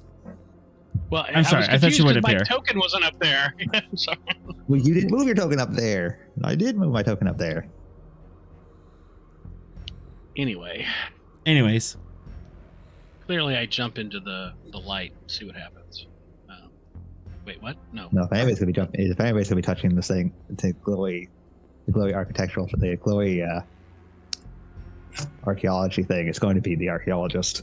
Is it a computer?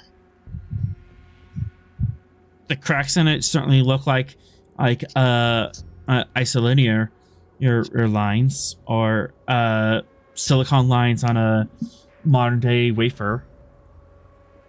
Wow. Advanced computer or classic?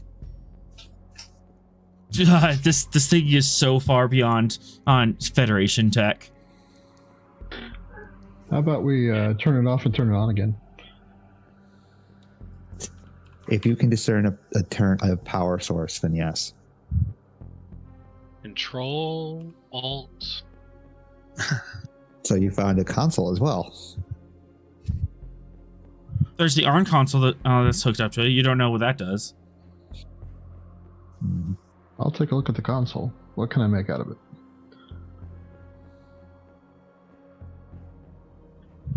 Like a brooch or pterodactyl? Or...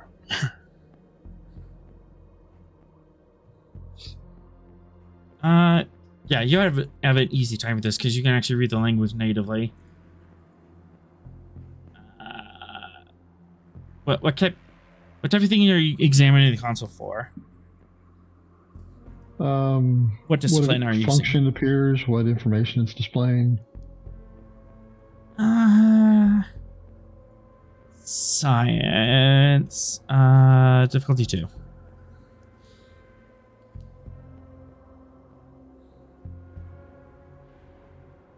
Focusing computers?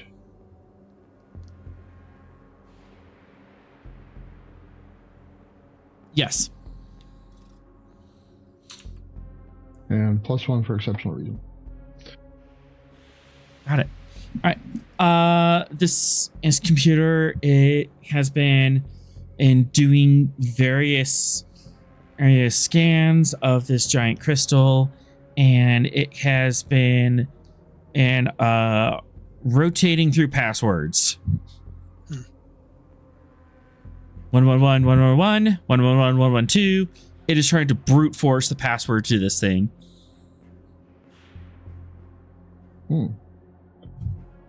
At the rate it's going, can I figure out how long it's been trying to do that? 2,000 years. Okay. It's trying to get the launch codes. It's war games, man. Yeah. And that'd be that's a possibility.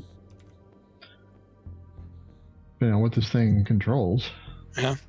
Or does.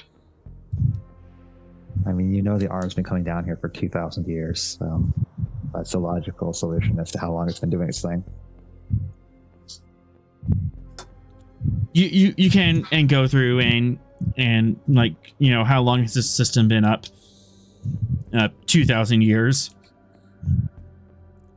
This computer has not been shut down in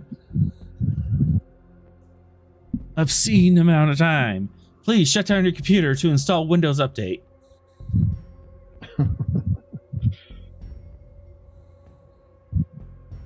Is that all that appears to be on the console? It's trying to install iOS 4. Gross.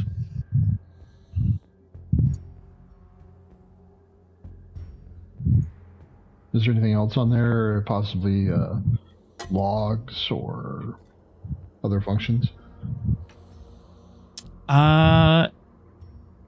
Yes, there are logs. I'd like to play the last log entry.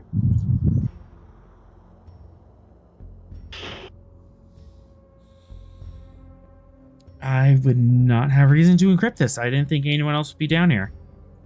Nice.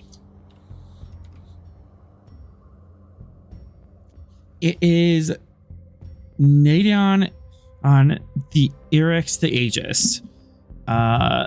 Talking to the computer, trying to just extremely frustrated, extremely tired.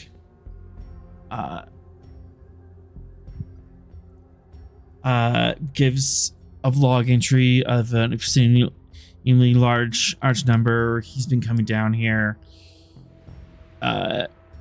every 2 weeks for the past 2,000 years. He's trying to update this thing or trying to do encryption programs. And he laments that the technology of the displaced is far beyond what even in my species can manage, considering that they are gods to our ancients. This technology certainly lends credence to that.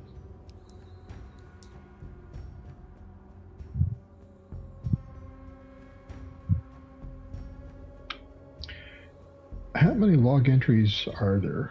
Is there like a index? Thousands, hundreds of thousands.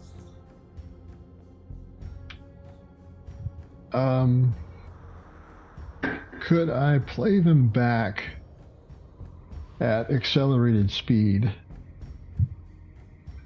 So, something Androidish that could do, click it up to, 10x, 20x, whatever, and still so absorb it. 52 weeks a year, coming by every 2 weeks. That's 2. So that's 26 every year times 2,000. Assume 5 minutes a log. You're looking at 260,000 minutes of logs.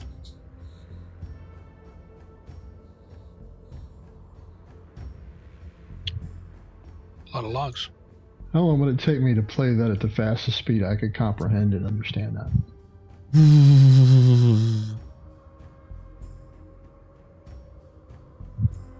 Okay. Fastest comprehension engine speed. Especially since you're doing this manually.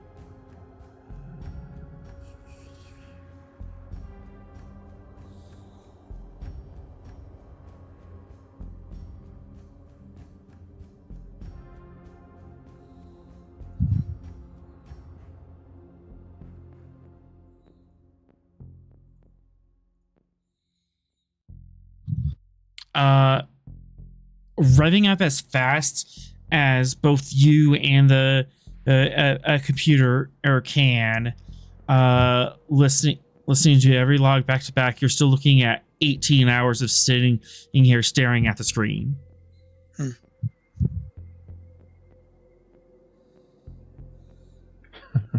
But that's just like revving up the monitor and your eyeballs to max speed. Right. You could do a file dump if you want to interface with this thing.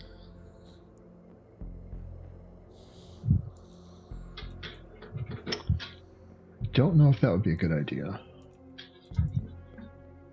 All right, let's do it for the last 50,000 years. That should only take 3 or 4 hours maybe. The computer's only been here 2,000 years. Oh, okay. I thought you said that was okay. Let's yeah, it's do the 26 last 250 years.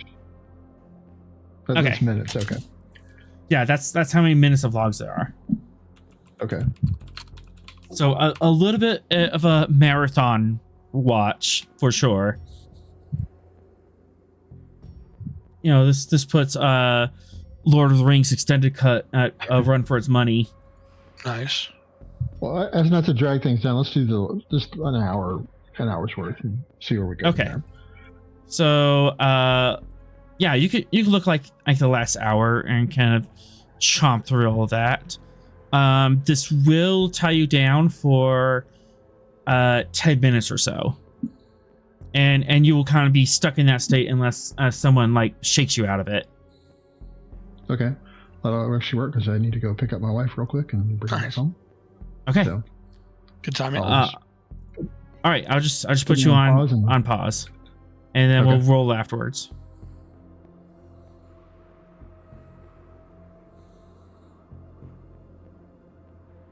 I had something with the clock.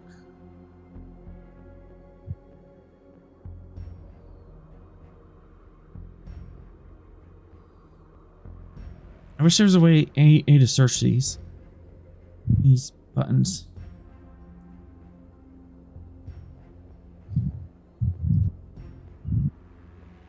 There it is.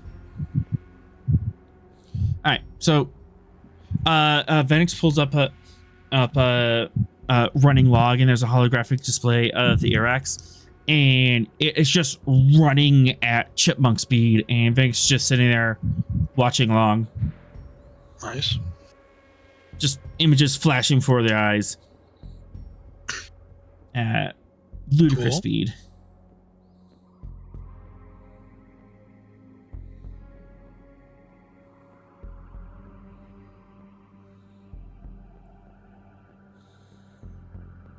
But you did hear the final log talking about the displaced.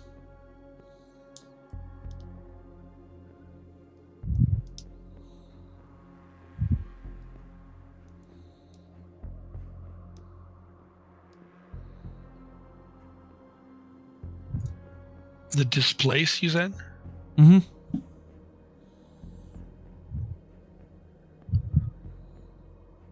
I guess, well, Venix is looking through the thing, so Venix will, when Venix is done, we'll be able to have all of the files that reference this word again, right? Mm-hmm. And you'll get So- more context for it, but Yeah, we'll get more context for it. So there's no point in us trying to look it up. That's already what Venix is actively doing, so.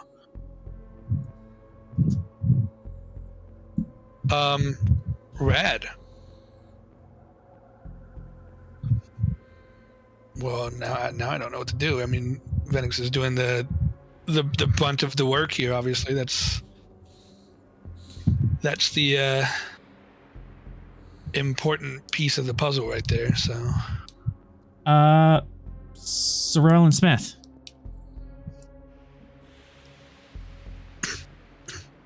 Did both include BRB? I have no idea. Maybe. Smith's BRB. Perhaps.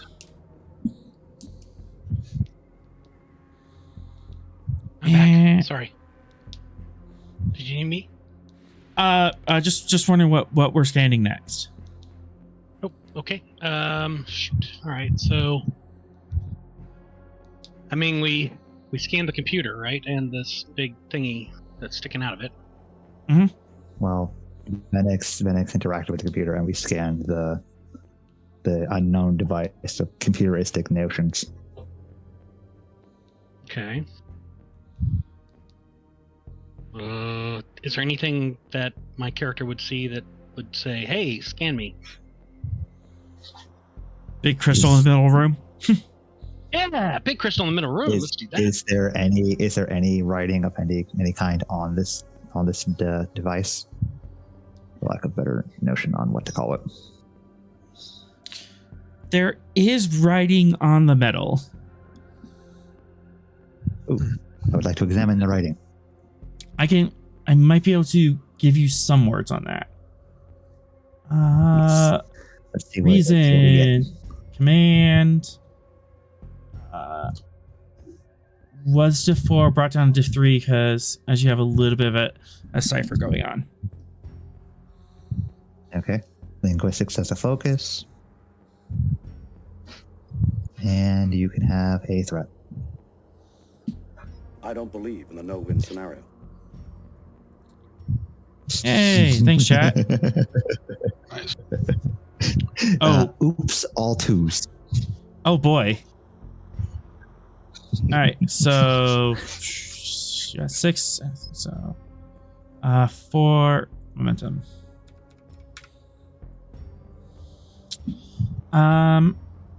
You start studying the letters, and there are a couple of repeat phrases you can start pulling together, or some of the words.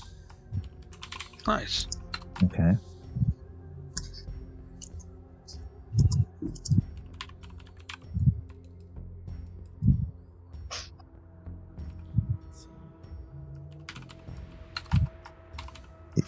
It says, "Do not touch under any circumstances."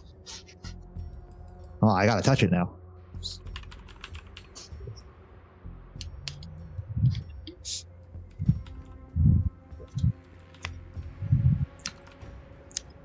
That's why this is gonna be like a place hand here to activate device kind of message.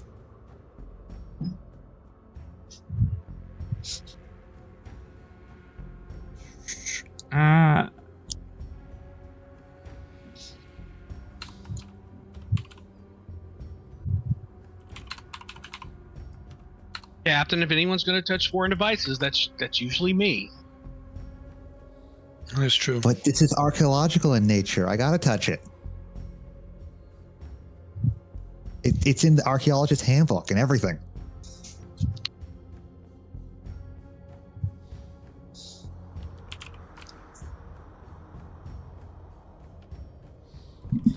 Those are your words.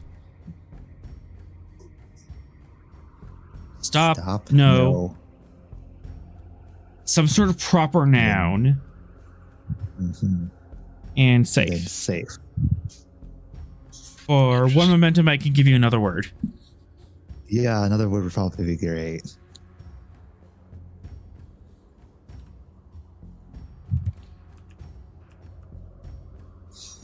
Yep.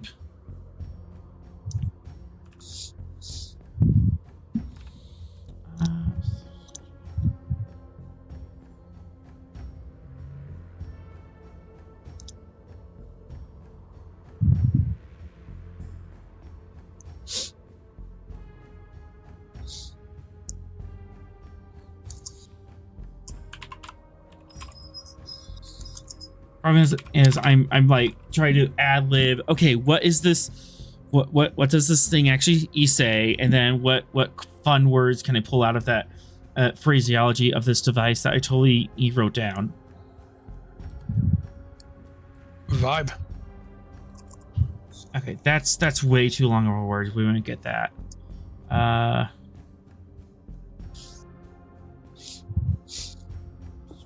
Supercalifragilisticexpialidocious. True. Surprising, it says it right here. Right under a crude drawing of a Vulcan. Okay.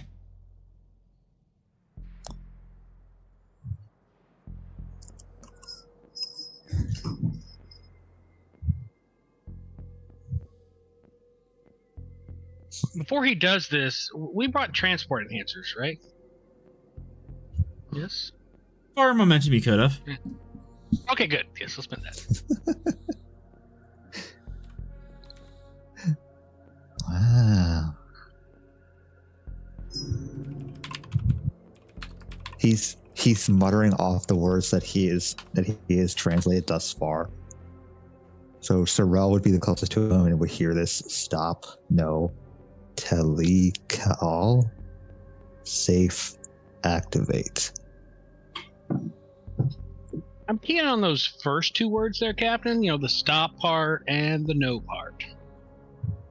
Without context, I'm not sure if that isn't just stop. This is what you should do before you activate it.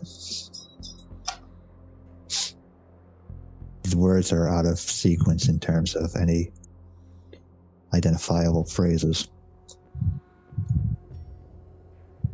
Well, if it's out of sequence, why is it not stop, no safe, activate? Right. It's out of these words are out of order, out of sequence, and jumbled in a bunch of other words that aren't translated. Mm-hmm. Sounds like they're jumbled up in their own in a single phrase. These are the words that I have been able to translate. Yeah, these are in no particular order and not trying to spell out a sentence. Mm-hmm.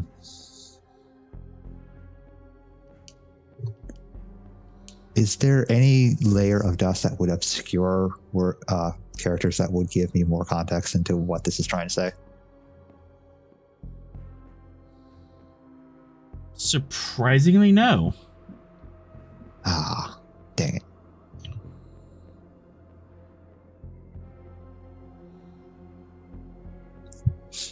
Okay. So I have examined this side of the device in terms of its language.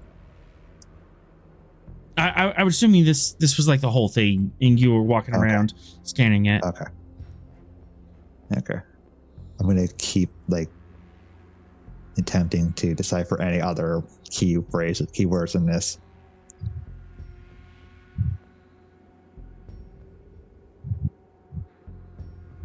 Does Phoenix have any ideas here? Phoenix is AFK at the moment, and it's just standing there looking blankly at the screen. Dang it. Quit looking blankly at this. I'm not sure how much more context for the words they can give, since the Arn would have had the same languages that they have access to. and has not really been able to translate it in 2,000 years.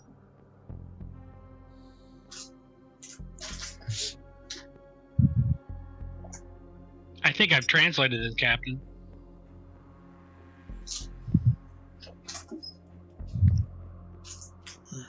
Don't stop believing. Go sit in the corner. Unless you have gained context for any of these other words, I highly doubt that you have translated in the last 5 minutes. I mean, I think we got enough words here to suggest that messing with this is a bad idea. Presumably, yes. Very Unknown probably. technology is unknown technology in any respect would be dangerous to activate. I wasn't planning on activating it. Oh. Oh.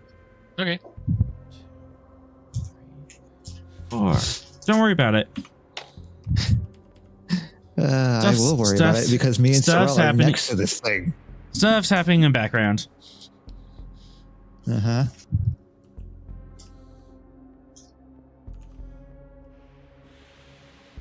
Is there any other language in this room that I could translate and see if that aligns with anything that's written on this thing?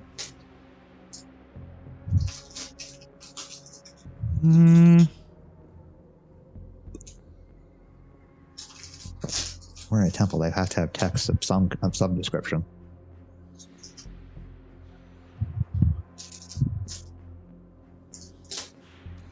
Yeah, they would. Go ahead and search around for it.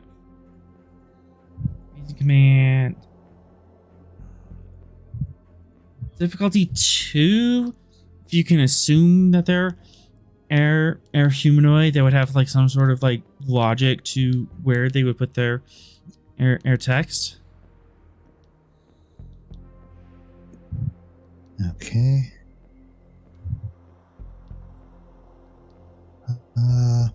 Xenoarchaeology as a focus. Yes. You Absolutely. can have a thought.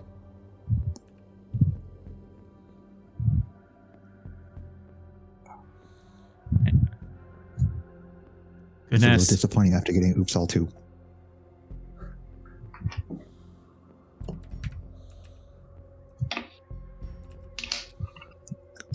So you start looking around the room. Again, everything is double scale. You know that this is mushroom computer was added afterwards, so you can try to think back to the original design of this place. Mm-hmm. And kind of on a hunch, you examine this table, and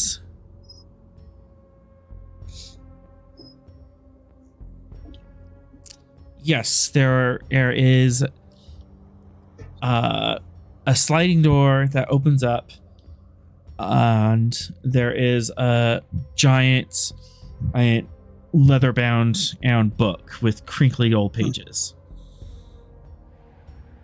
That is, I remind you, 50,000 years old. I carefully examine the text. The book is super old. Are you afraid touching it or disturbing it might disintegrate it?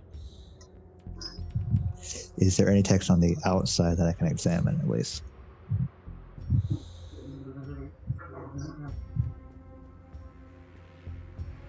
There are 2 words on the outside. Decipherable?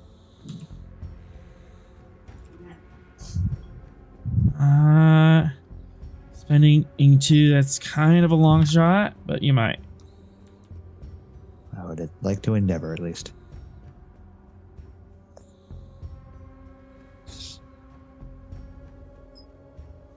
Use command of 3. More words. Trait already applied. Okay. Linguistics as a focus. Mm-hmm. And you can have a threat. All right, I get a reroll. There we go.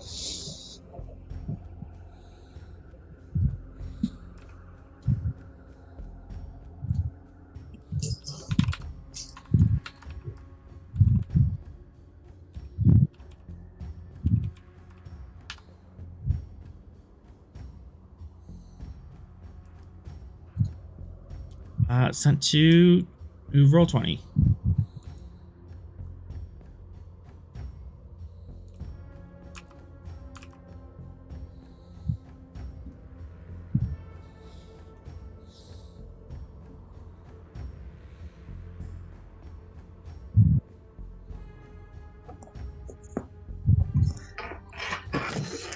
It's really unfortunate that this book is incredibly delicate and definitely should never be disturbed because it has love knowledge written on it. Love knowledge? Yes, it has love and knowledge written on it. Nice.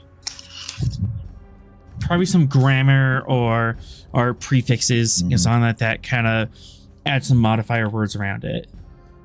Why can't we use our tricorders to scan it? We'd get a scan of three-dimensional copy. We get a scan of it. We wouldn't get the text written on it. Why not? It's a leather book. The leather book would have ink. Bound. It's a leather bound book with paper, but the paper would have ink. If you do a detailed enough scan and of it with a tricorder, you could get a 3D representation and of the book, the pages, and the ink, and then you'll be able to digitally manipulate that. This is Star Trek, baby. This science is we do whatever we want. Yeah, science, baby. Mrs. Sorrell, I need you to scan this book, detailed as possible. I need every aspect of it. All right.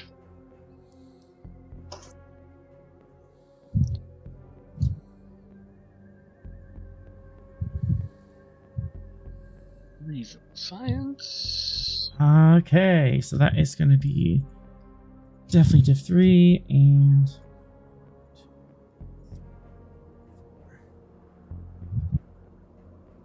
looks like it's going to be complicated. Holy crap, it is complicated. All right, I'm going to use my focus in leather-bound mahogany books. Nice. That's a good one. Did you do the reading on how to scan ancient books? I did do the reading. How did you know? Spinning that momentum. You were reading. Actually, that kind of makes sense. It's reading up on like ancient archaeological techniques. So scanning ink books very carefully. All right. One momentum, the rest in threat to get to 4. This is complicated. Don't know how many comps I want to risk here. Let's see. Do I have any traits? I might bring this down. You don't roll complications, Seville. Come on now. I believe it. Traits. Keen eye. Ooh, that would apply. Nice. All right, let's bring that comp down to 4 then. Keen mind. I know which way is north. Yeah. All right, onwards and downwards. Here we go. Is that one a actual complication? I guess yes, it is. Because you rolled under your number and over the complication range. Because that could happen. Well, re-roll it then. Aha! Yeah. Nice.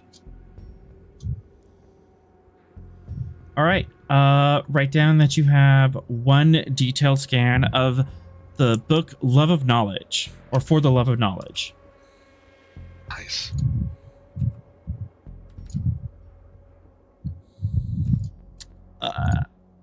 It's going to take your computer we would only know that it has love and knowledge written on the cover. You're giving us more than you gave us. That's fine. I just need it for my own text. My my own context.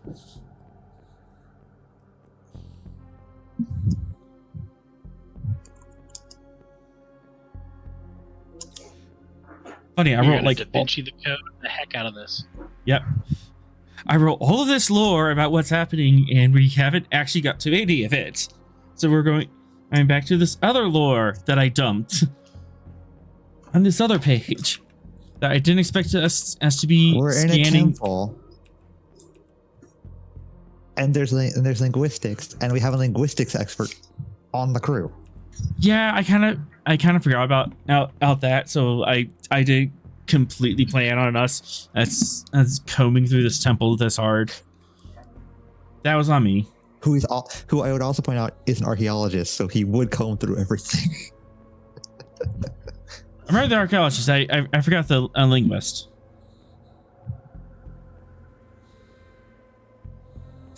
And linguist has come up more than the xenoarchaeology focus.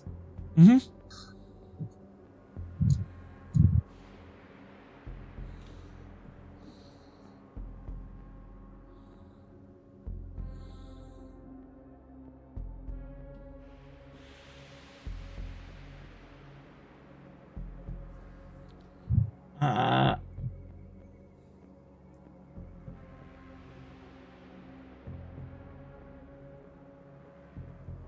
This thing's completely. Did the kids get in a car crash? I don't know where the kids are. Kids are distracted. Mm-hmm. And yeah, I have all this as threat, and I can't quite like reason out pulling anything for this. No. Because the Arex has been here for 2,000 years and hasn't set up defenses for anything that he poked. And as far as I understand it, he has had no luck with the linguistics of this. Mm-hmm. And I seem to have had a bit more luck than he has. Possibly. That good old Starfleet edumacation, baby. Uh-huh. Now, can I examine the context of the books from here, or would I have to go somewhere with a hollow projector in order to examine it properly? Yeah, you would have to go back up to the ship with the ship's computers and a holodeck.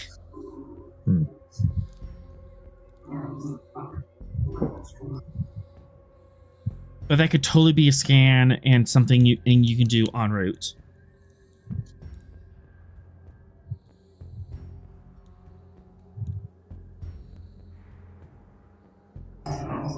I believe we should leave this device for now, at least until I get until I have more understanding of the linguistics on it. Captain, Ensign Richard, you can stand down. I also am very hesitant to let that computer keep doing what it's doing if it should access this device at any point while we are in this area, or once we leave this area to further. Is there any indication how close it is to decoding it?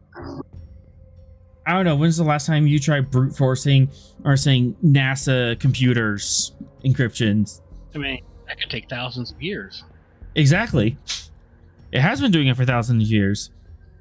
Oh. Which means we don't know how close it is to poking at the button.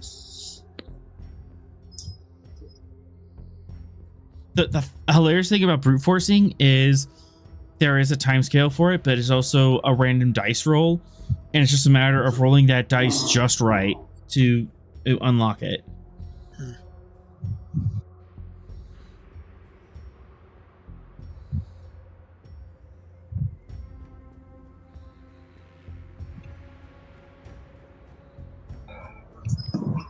Now then, I think the temple has given us all it can glean for now. I say leave a team here while we continue searching in case the computer activates the device, or it gets to a point where it is close to it. You could also request that full-time archaeological team set up here. Yes.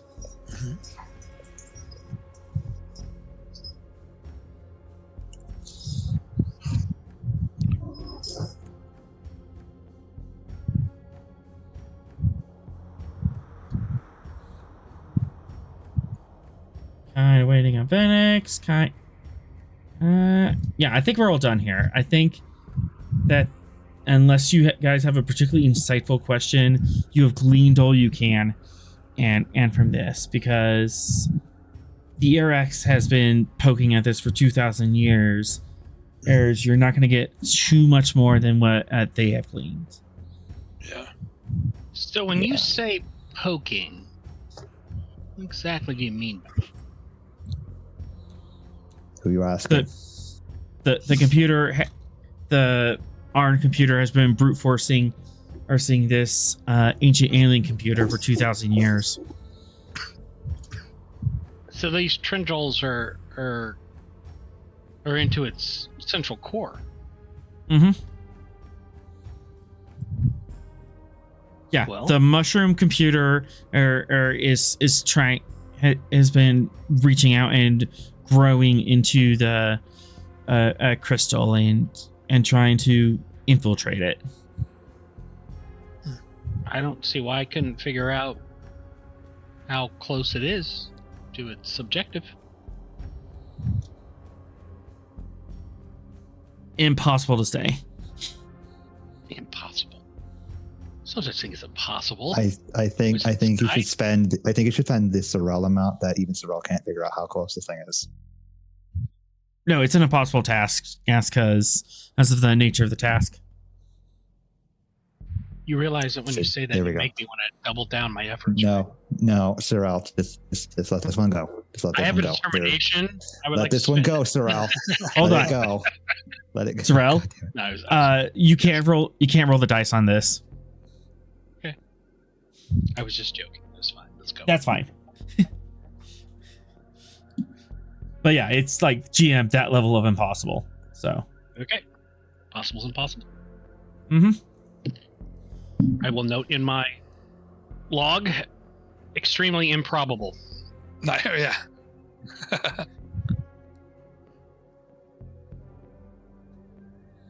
All right, I think it's time. I'm to beam out of here. All right, beam out. Let's do something else. Yep, I've got a book to go examine.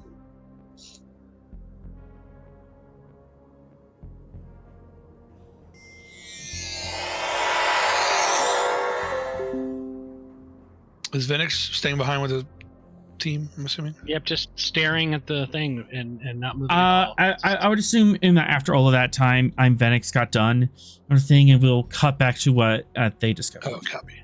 Whatever Gotcha. that was. Okay, good. Mm-hmm. They downloaded the last several thousand minutes and have just left for now. Yep. All right, back on the bridge of the Stavanger. Great. Oh, I'm going straight to the holodeck in order to examine this book. As soon as you get back, Captain Smith. Oh.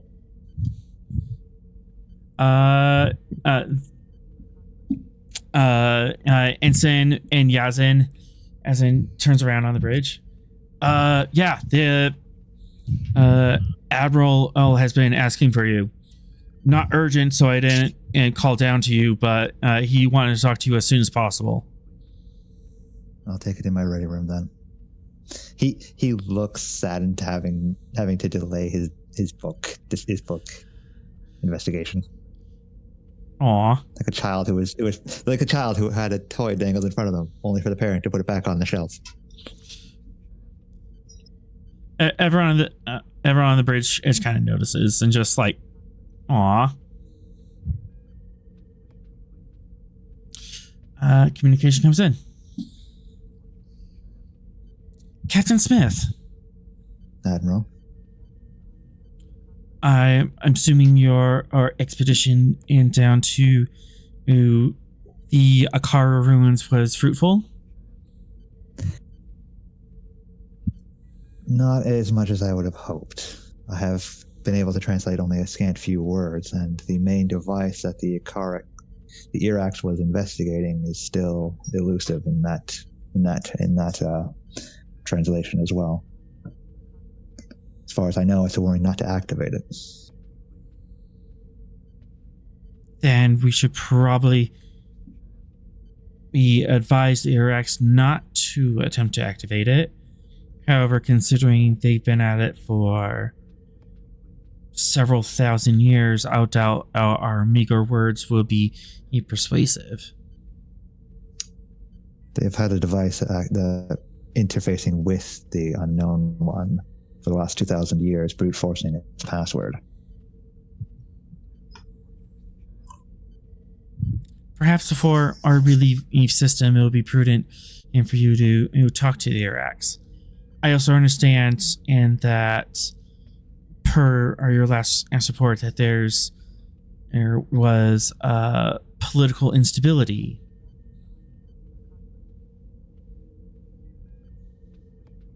On Akaru?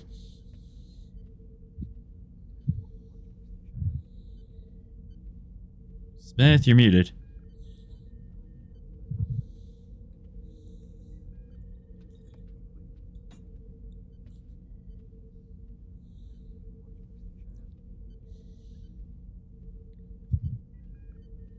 Oof. Oof. The barking assholes coming to you.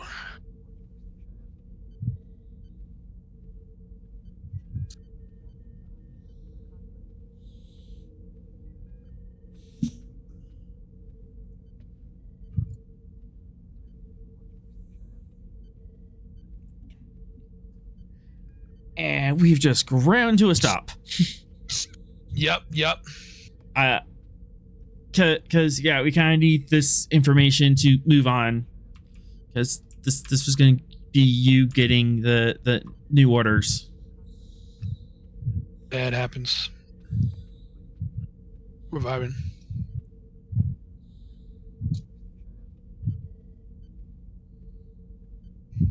So yeah, Oh, Leslie, my love.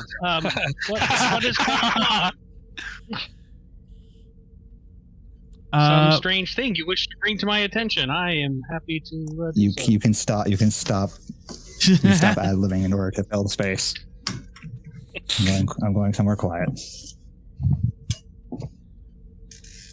All right. Perhaps it'll be prudent to discuss this with the Iraqs. Have they made a decision upon revealing this to the rest of their people? I'm not entirely sure on that front, but they have at least agreed to remove the veil of their identity for their people in the wake of their clone's degradation.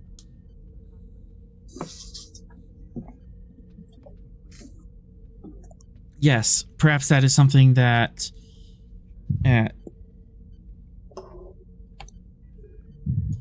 I know, our technology doesn't seem to be as advanced as ARN technology, but we do have ways of repairing genetic damage.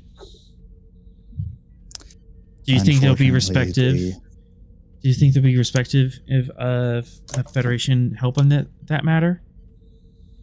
Unfortunately, I don't know how much we can do for them. At this point, they are a copy of a copy.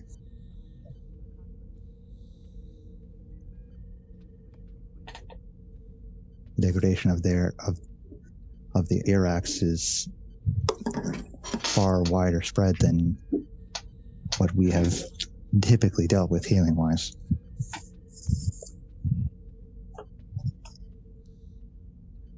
And what if the political situation?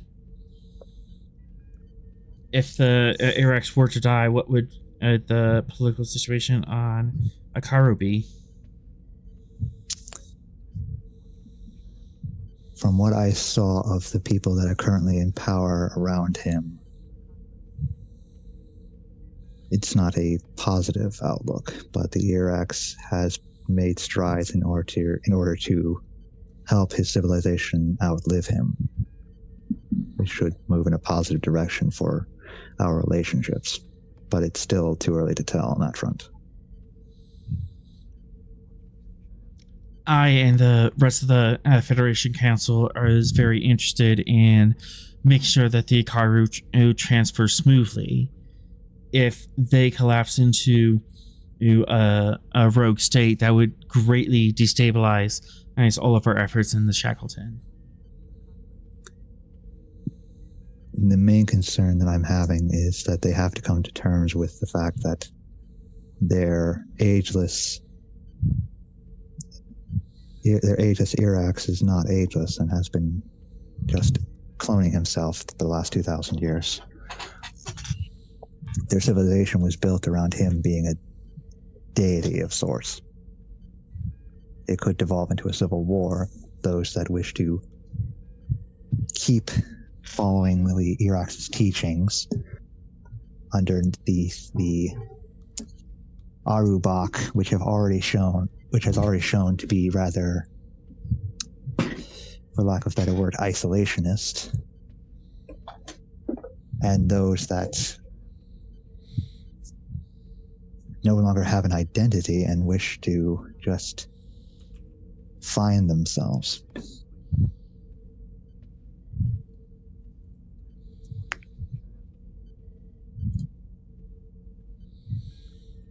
Very well. See that you finish up endeavors on Akaru, who as quickly as possible. There are some other events happening in Shackleton that demand your attention. Most notably, our long-range communication with Jati E Prime seems to be compromised by something. We're still getting communication in, but it's been solely through mail ships. That definitely needs to be handled sooner rather than later. Doubly so with the fact that the Jati have many vocal isolationists within them. Indeed. This could be a push in their favor. It could be a deliberate push in that favor. I'm not ruling out sabotage at this moment. What if the Falkland? It usually operates in that area. The Falkland.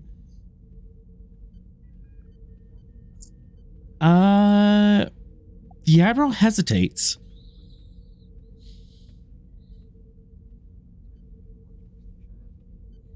Not quite willing to talk about this other ship. Sir, is there an issue with the Falkland? If there is, I feel I should be made aware of it as they're part of my battle group.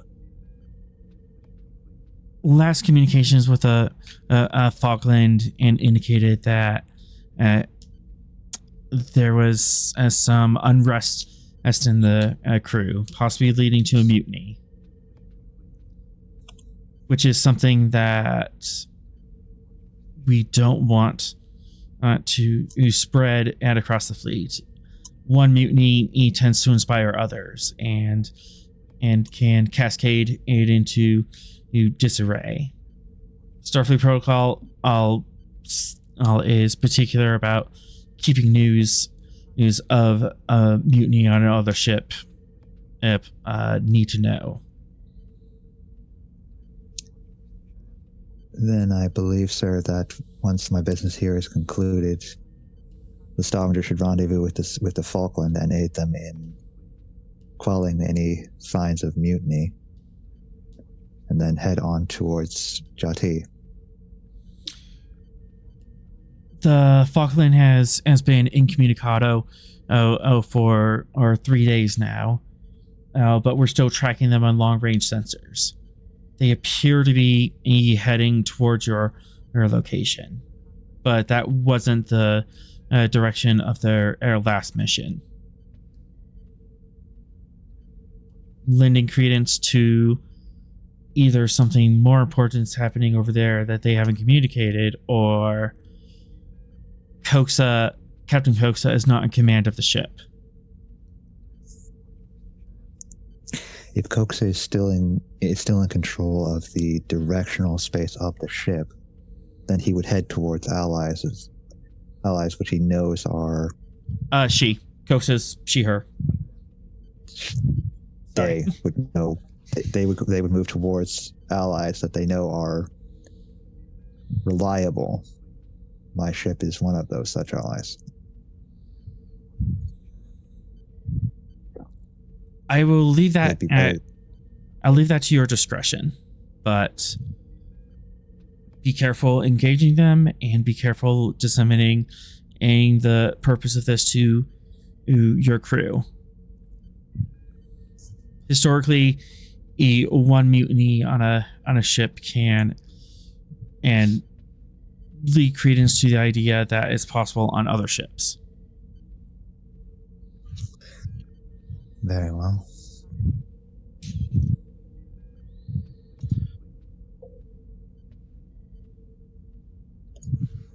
We can hold down on the Jati situation for at least 2 weeks.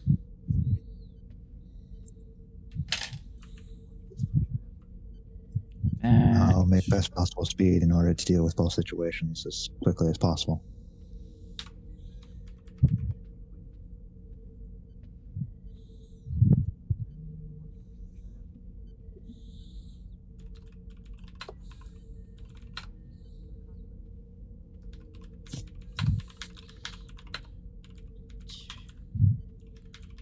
All right, so suspense and threat, you have about 2 weeks before the Jati situation deteriorates. Okay. Then I'm going to... Very well, Admiral, if that is everything you needed to discuss with me. Was there anything else on our tactical overview that was important?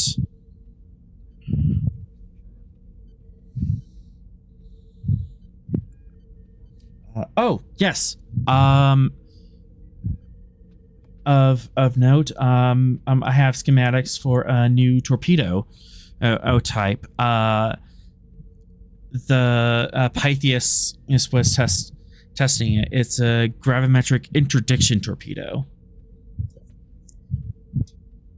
Still experimental, but it allows you to safely collapse the warp field of another vessel when fired upon it to pull them out of warp. This is a lot better than using phasers to overload their warp coils or doing enough damage to the engines and that they drop out. Nice. These torpedo schematics can be available upon request, but note they are experimental. So use them at your own risk, Captain. Given our current missions, I'd like to avoid testing. I'd like to avoid using weapons that are still in the experimental phase on potential ally ships. Basically cause more harm than good, given their still in the testing phase nature. Mm-hmm. So I don't think I will be requesting them in the near future. I wasn't asking you to be a test subject. I'm merely informing you, Captain. Just because we have weapons doesn't mean we are required to use them. You of all people should know that. Yes.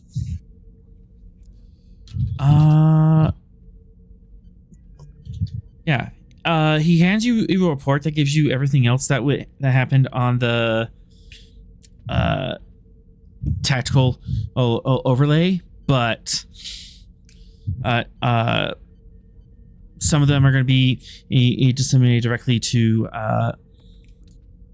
different officers that might have interest in it.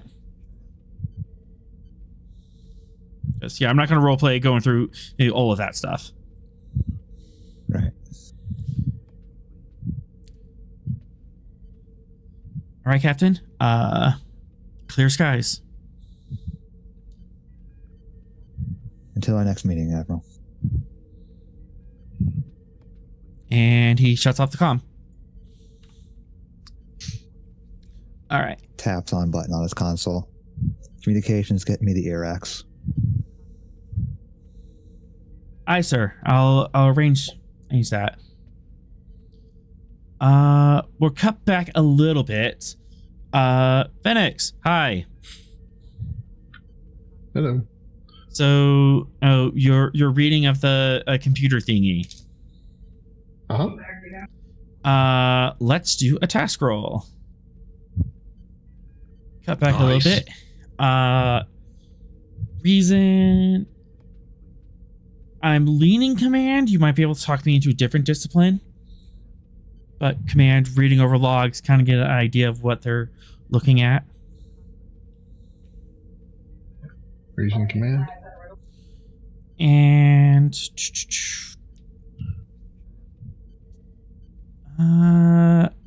difficulty 3, you understand, and their culture, so there's no cultural subtext you're gonna miss. It is a bit higher difficulty because of the way you're looking at it, and a bit complicated. Okay. Computers as a focus. Mm-hmm.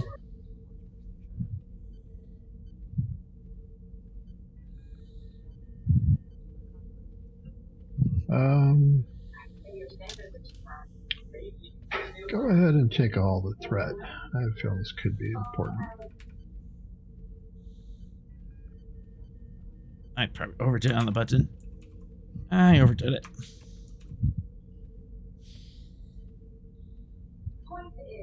And +1 for exceptional reasons, so I should just got it. You just Nice. barely hit it. Nice. All right. You chew your way through that and information. You frame jack yourself in the computer as fast as possible, and just blur yourself through. It is probably 150 to 200 years worth of logs. Nice. And you go over like the last 200 years, so starting from the back and working your way towards the beginning. Phoenix? Yeah. Uh-huh. Yeah. Okay. Most of it is just various frustrations of not getting in closer to this, wanting to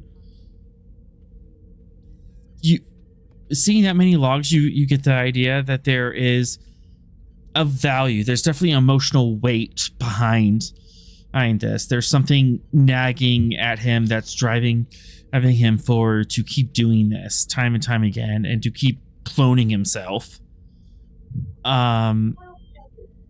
Talks of, I can make it better. If I can just do this, yes, maybe I can make it right. Do I get an idea of what his goal was and his reasoning behind it? For one momentum. Sure. It's very vague because this log wasn't quite made for anyone else to read, but there's mentions of the displaced, and they were our gods, and because we saved them that one time, they owe us. They owe us.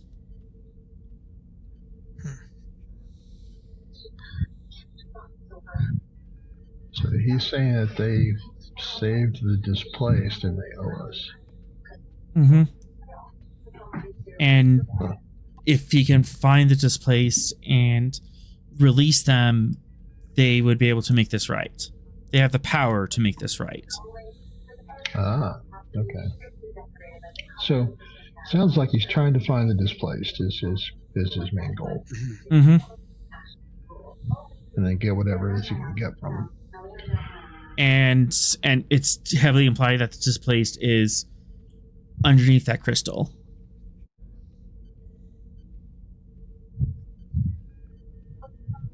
Okay.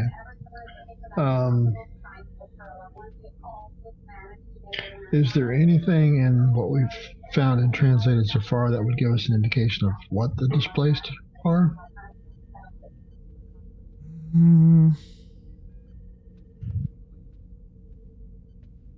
He's kind of vague.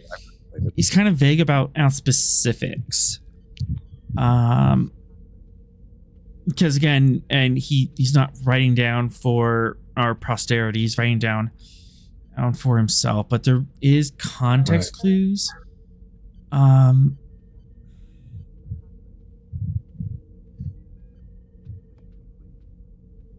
It's gonna have to be 2 momentum, but I can and have him reveal a little bit more in his logs. Okay. Pretty expensive, but this would be a big clue.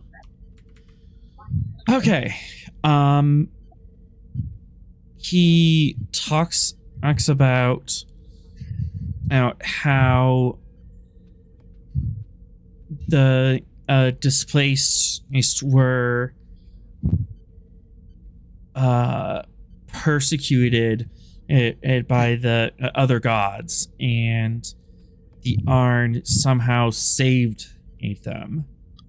The Arn did something to help them, or did some sort of favor or against the other gods. And then they kind of went silent after that. Got ghosted after doing them a favor, huh? So it doesn't sound like this is a happy, gotta find the displays kind of thing.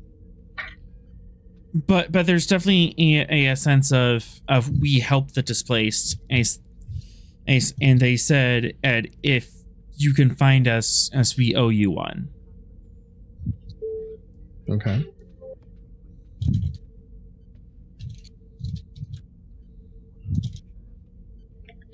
So now he's got a dumb terminal set up, just trying to brute force whatever password is on this crystal that he believes the displaced are behind, if I understand correctly. That is a fair assumption of what information you have. Okay.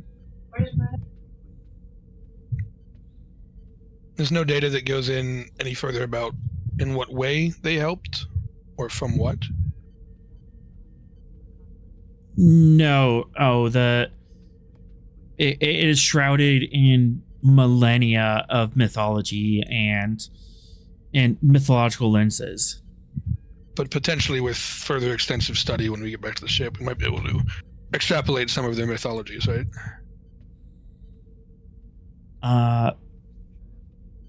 You don't have a copy of the Arn mythology. You have an Arn, and you have the book.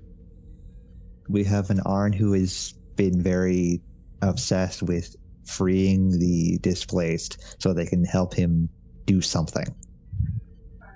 Maybe he can tell us more about it.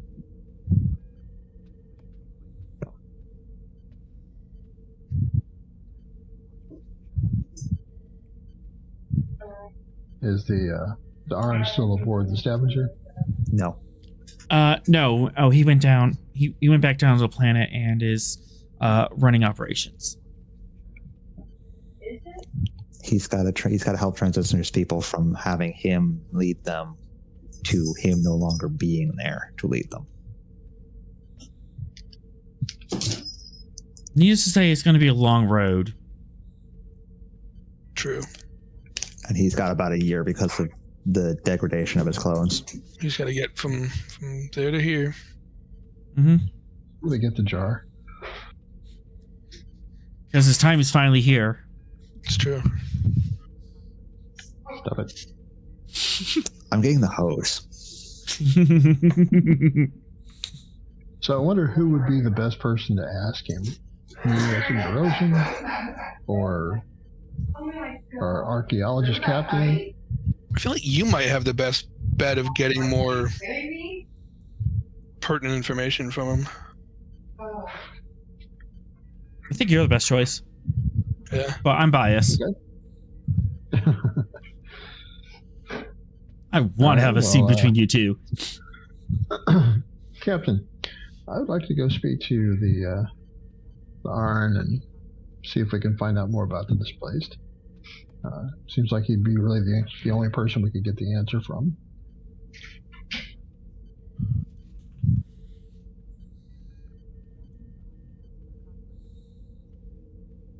Sounds good. Kevin? No? All right. Kevin's muted. Nope, that'll work. He said yes, I heard him. He said, yeah. Congrats. All right. Guy. Hello. Hello. Through your intelligence network, you are notified of something. I hope the message contains more information than that. Not something. Yeah, no, It does. say it ain't so, brother. Let's see. All that information. You would get this information. Copy. Let's see.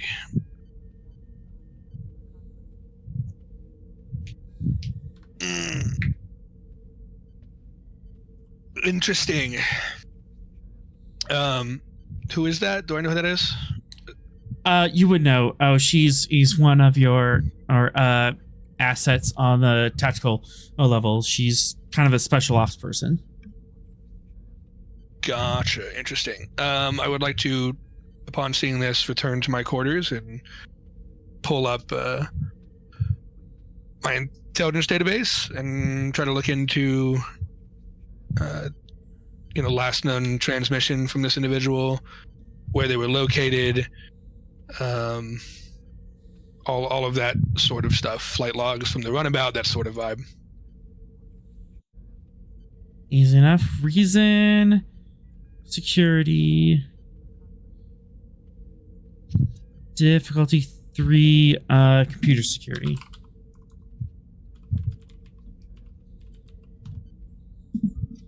Copy.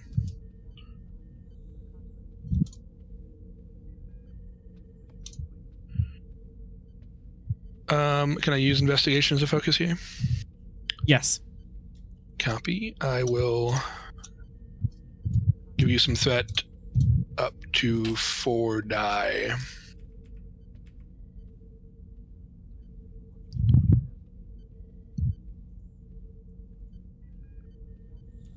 Oh no. Oh, never mind. I don't have the reroll. Never mind. It's security. Yeah. Tragic indeed. Well, we'll see what the ship can do.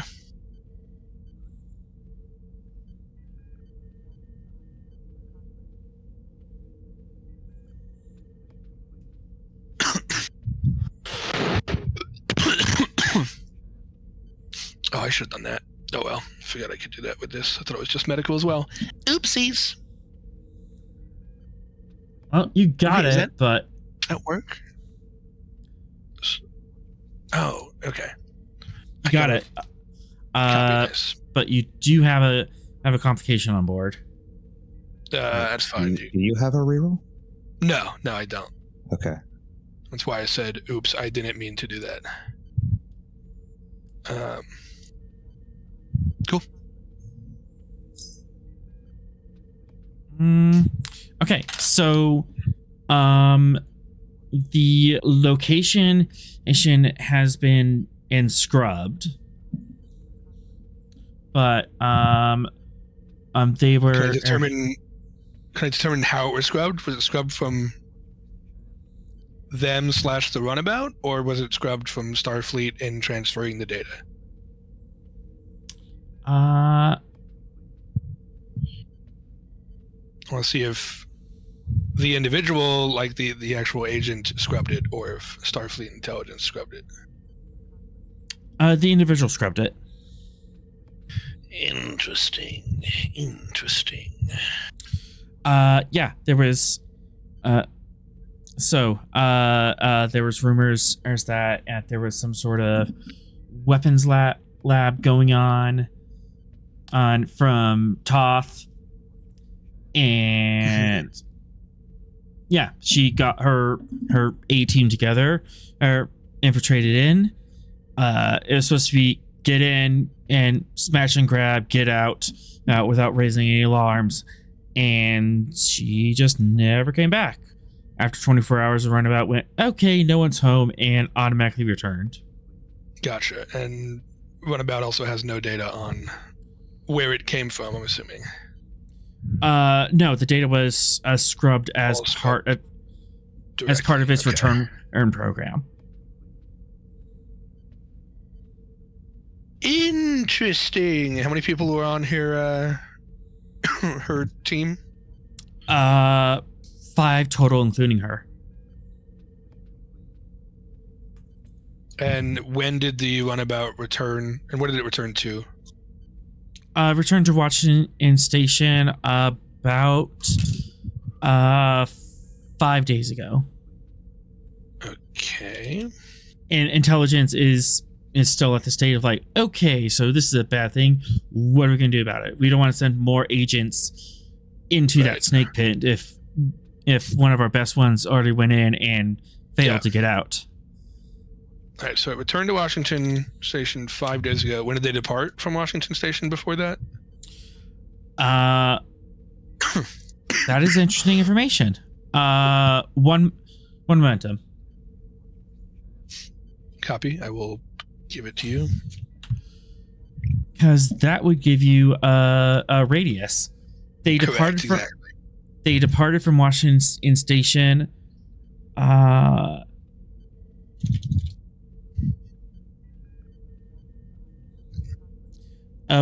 week before. So departed, it was gone for a week.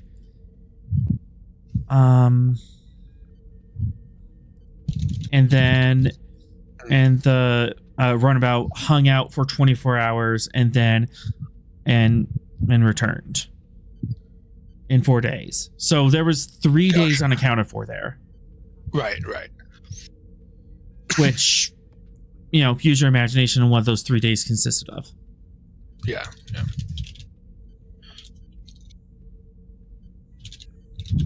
Interesting.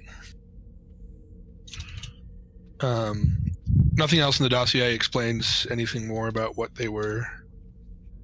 I mean, other than infiltrate TOS research facility for weapons. Do I have information on the rest of the team?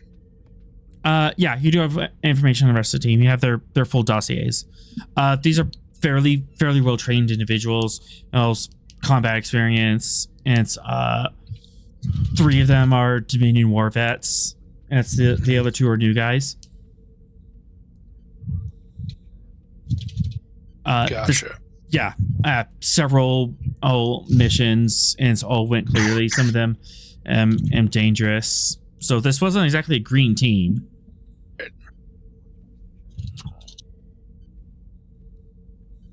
All right. I guess what I'll do in the interim is try to extrapolate potential, Federation TOS locations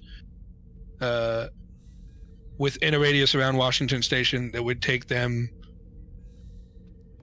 the correct amount of days to travel to and travel back from, assuming what was it, 5 days of travel, right? So, and what was the return protocol of the runabout? Nobody came back in 24 hours. It goes back as quick as possible to the closest Federation location. Not as quick as possible. Return protocols also is at a lower safe warp speed. Gotcha. So then I'll figure it with maximum speed to get to location, and then whatever the minimum safe the protocol was to return, to try to extrapolate location based on timing. Does that make sense? This would be a great question for a con officer, for you to bring up with the con officer. Yeah, exactly. I was thinking the same thing. Excellent. I was like, if only I had a good pilot around here. Unfortunately, only the captain of Team Kid is here.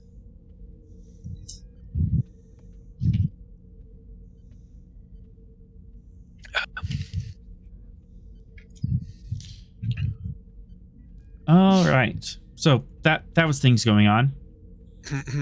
I'm sure it's fine. Yeah, of course. I'll make a note to talk to 3 about it when he returns. All right. I guess they didn't make it tonight, huh? Guess not. That event, man, it just sucked them. It just sucked them in. Would not let them go. The Good for next, let's have a meeting with your maker. Nice. Right.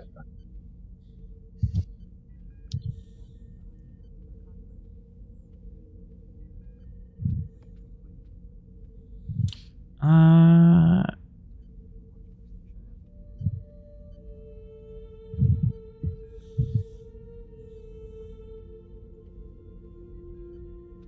right, I need to clean this map up.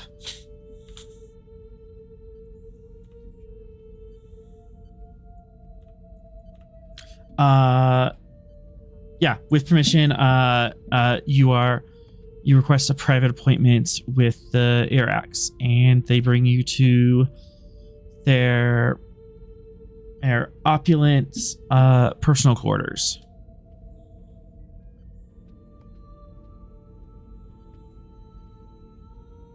It is a little bit gaudy, lots of gold and stuff, but at the same time, it's very familiar. It's very... The architecture and the furniture is very much what you're used to. Okay.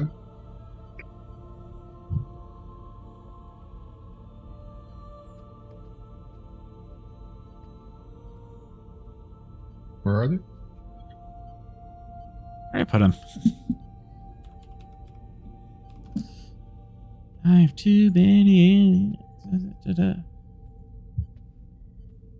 me see. Akaru.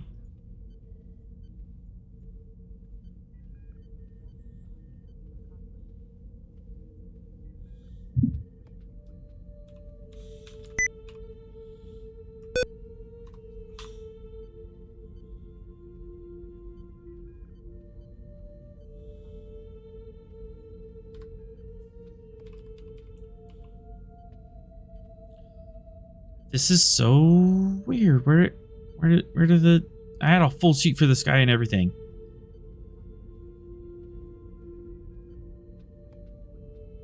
Technology is a beautiful thing. Beautiful, I'll tell you. There he is. But you're not in the throne room. You're adjacent to it. Oh, okay. So, I'm guessing you have some questions. Honored one, thank you for taking the time to see me. Our team has been exploring the pyramid under the sea, and we had some questions about your purpose there. Why I was digging down there for the past 2,000 years? Why I kept cloning myself? Exactly.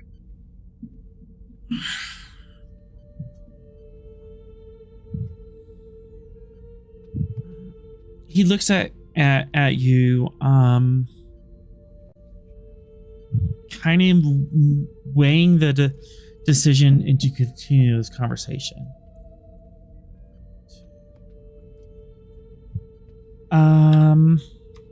Give me an insight command. Difficulty 2. Okay.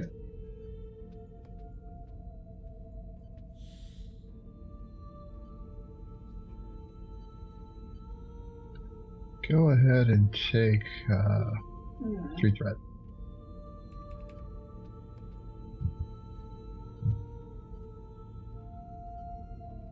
Nice.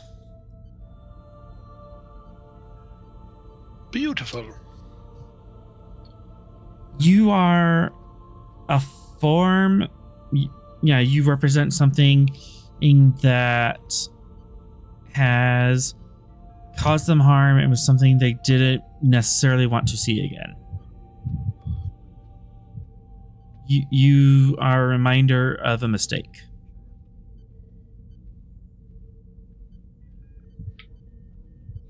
Is he saying that, or am I picking that vibe up? You're picking that vibe up. I see.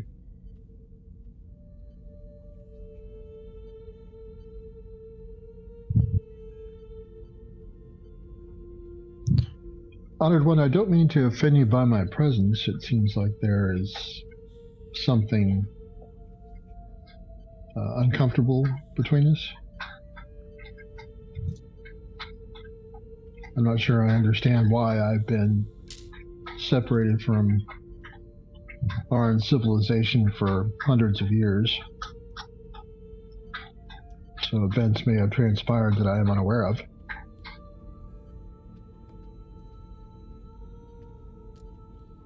Your kind isn't supposed to still be around. We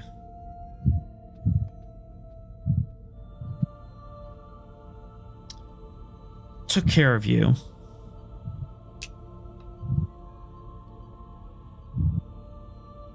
After the betrayal.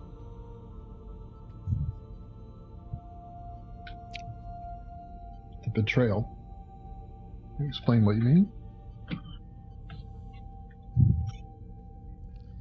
Our colony Atlanteus.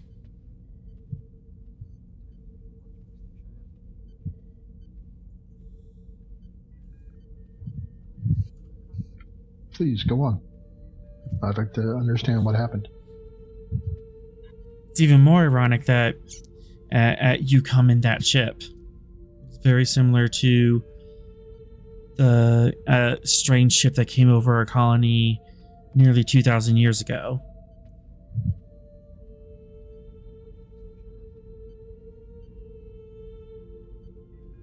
Was it a similar ship? Oh no.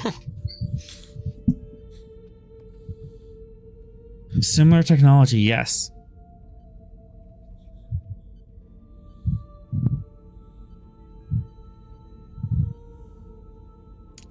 A person and her crew came to us asking for help. Oh no. Asking for our technology. We denied them based on our own technology not being ready.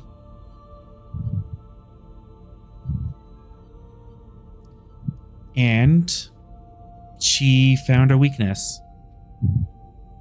The Neurosion. Our faithful servants for thousands of years. Somehow She turned them on you? we don't know if it was honeyed words or a brute force hack, but suddenly they turned on us, shut down key safety features, and she detonated our star, killing Billings.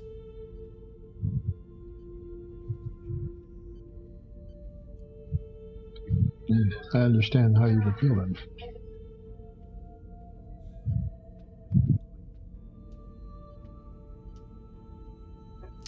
There's a mandate across our empire to return home and to destroy the remaining Neurosians.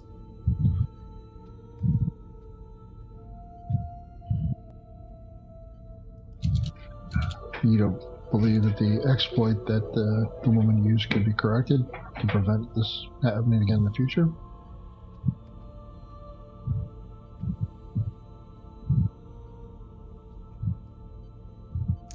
Would you be willing to try to fix something if you didn't know if it would try to kill you? We didn't even know where to start looking for that error, or even if it was an error, or if there's some sort of free choice that your kind made against mine.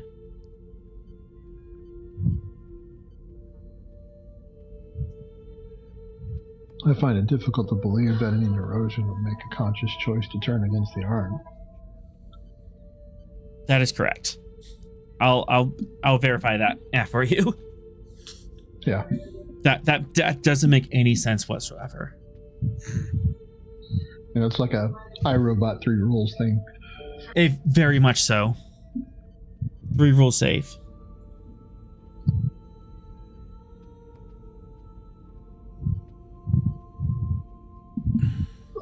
So, is your attempt to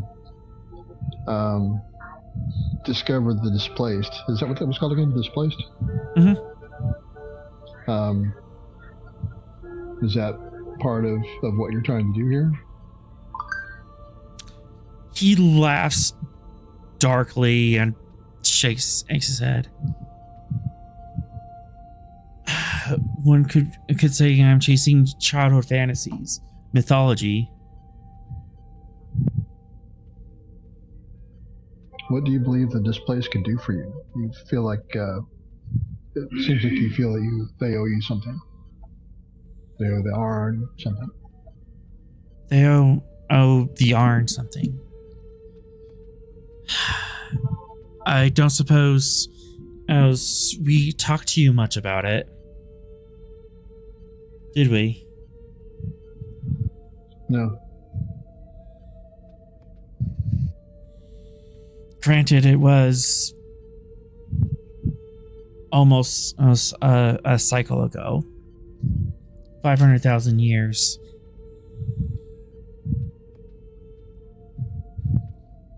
It was said that originally the displaced helped us crawl out of the muck, gave us technology, gave us language,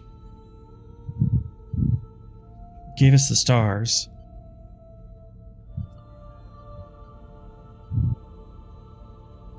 However, if they did all that for you, go ahead.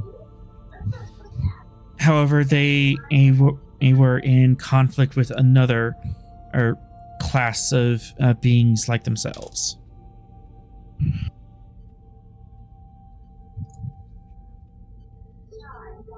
Did the Arn help them against this other class of beings? We did, but not before they were trapped. Put in some sort of terrible place. We succeeded in helping them partially. So they are free from their captors, but still trapped in their jails.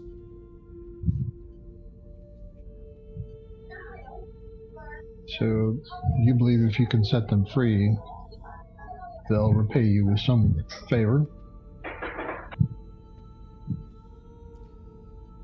They were said to be able to manipulate reality itself. Wave of a hand and move through time and space. They traveled, not just our dimensions, but ones beyond it, and could fold reality to their whim. Maybe they'll bend reality to bring Atlanteus back. I see. Do you think that, considering their situation, maybe their abilities have been exaggerated? Surely if they could bend reality to their whim, they could free themselves. Maybe.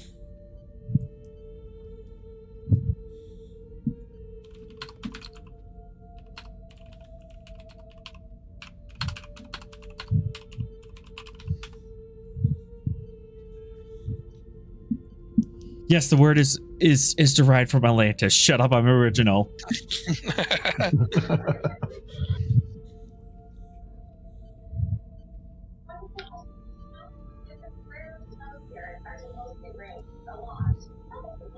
Originally, I just wanted to fly by. I found on the power signature deep in this planet's ocean. But when I came by, a powerful being reached out and destroyed my ship, just ripped me out of the stars and slammed me into the atmosphere.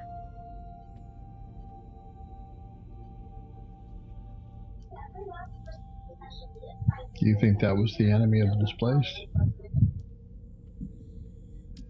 Or it could be the displaced themselves trying to put me in a situation where I can help them. But Oh, I see. I was pulled down. Warp drive was completely gone. I couldn't even get my ship space worthy anymore and go faster than chemical rockets.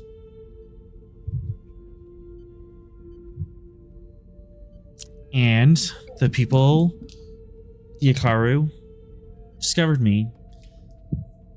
They saw my craft fall from the sky, and I was some great potent for them. So they made you a god, and you took on that role. It was either that or this planet tore itself apart in the religious fervor of the situation.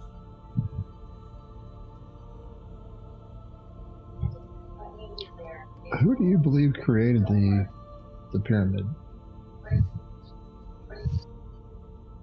I believe it to be the displaced or the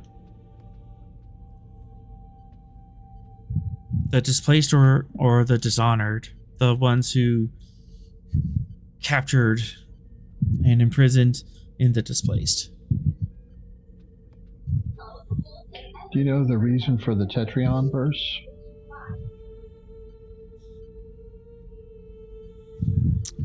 No, but I can say that wasn't the first one. Granted, it's happened maybe a dozen times over the past 2,000 years. And that was the most powerful, most obvious of them.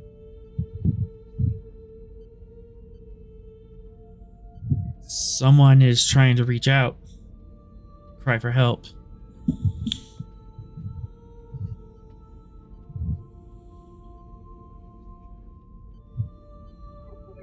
Okay. Well, I can't think of anything else I need to ask him offhand.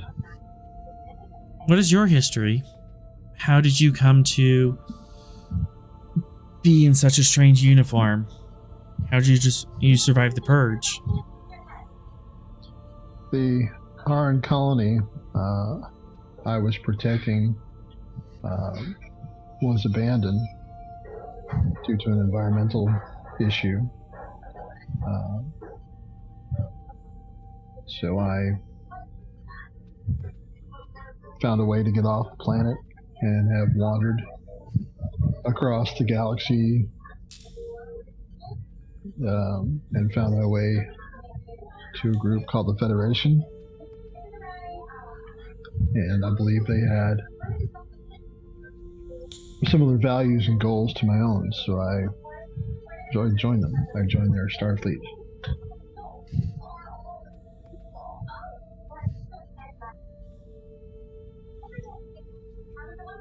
We seek out new life forms, try to meet them and understand them. Noble causes. I remember similar sentiments from my people, from your people.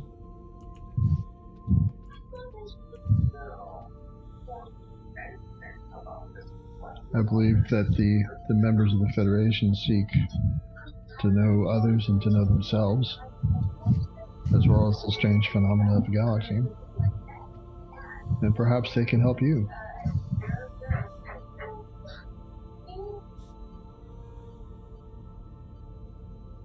So you came from all the way across the other side of the galaxy.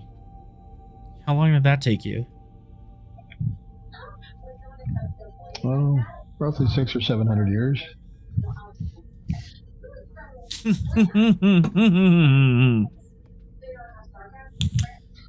So we're both old souls. Yes, we're definitely of another time. But I think that gives us some perspective.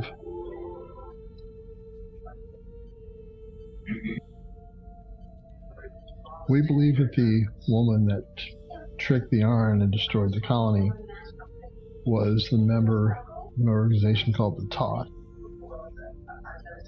They are the antithesis of the Federation. Don't call them a nation. Don't call them a nation.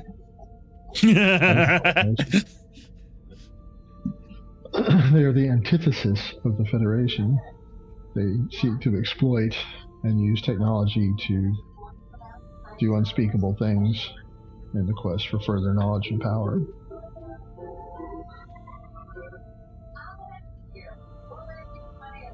Part of our mission is to disrupt the Toth and eliminate it as a threat. And the reason they have ships similar to yours, the same ships I've been watching cross our skies for the past year. Yes, they have purchased older Starfleet ships that were past their prime value and converted them to their own purposes. And for the past year, I have been fearing in contact with you and preparing for the worst. Because your ships look very similar to the Stop. The one that destroyed my home.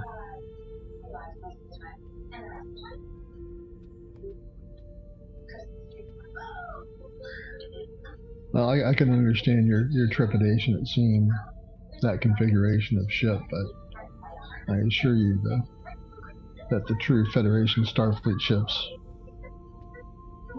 are no cause for concern for you. We don't see conflict. You and your people, your chosen people, have done well to prove that.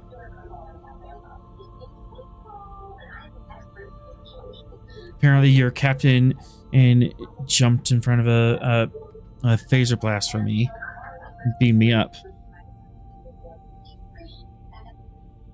Selflessness is something that's trained into each of us.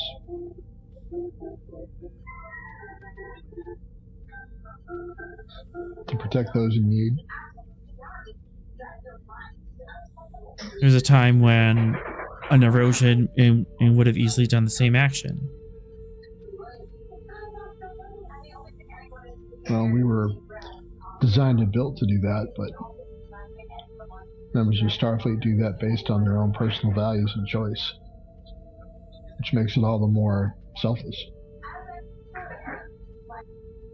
Indeed.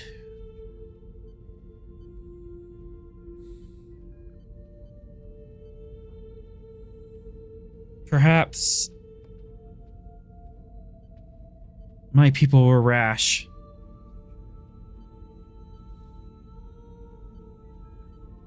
And now I'm paying for the sins of my people and myself. Extending my time past where it should. Well, perhaps there is time to build a new future.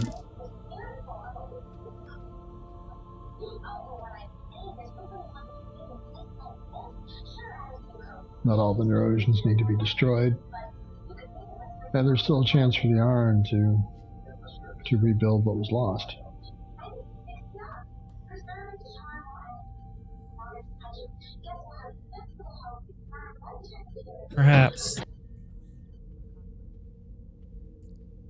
Perhaps the sons don't have to kill the fathers.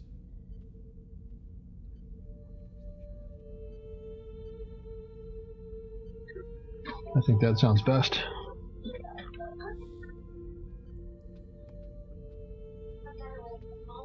If you accept our assistance, we perhaps can help you unlock the I don't know this word, disabled? It's not disabled, but Displaced? disrupted? Displaced, thank you, yes.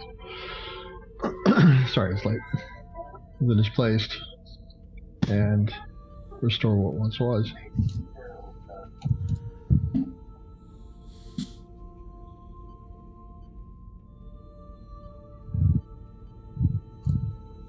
If I haven't been able to do it over the past 2,000 years, I'm not sure what your little Federation of Planets can manage to do. You would be surprised by the creativity, the determination, and the intelligence of those who make up Starfleet. It matches the selflessness that Captain Smith has. Infinite diversity and infinite combinations. Yes.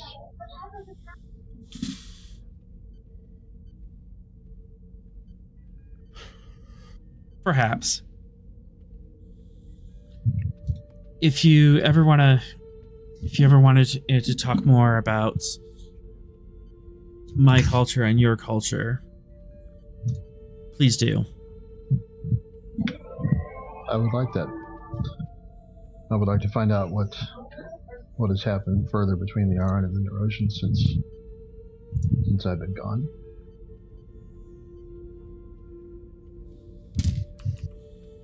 All right.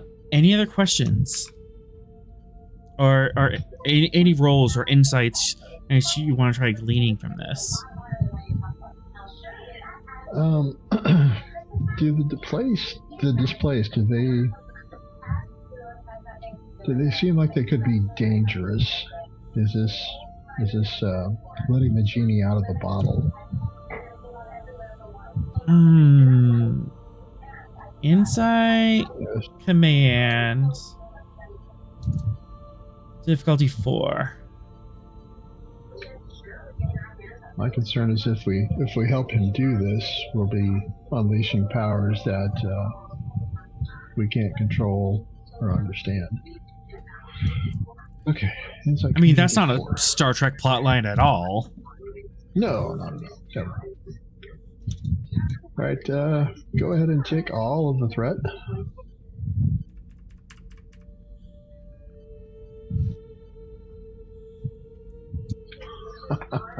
You having the foggiest. Yeah. Actually, I would like to spend a point for determination.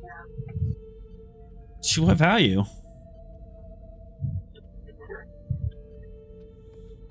Protecting those in my charge. As much as I want to help the Arn do what he wants to do, I don't want it to do it if it's going to cause harm to others, particularly, our ship and everybody else.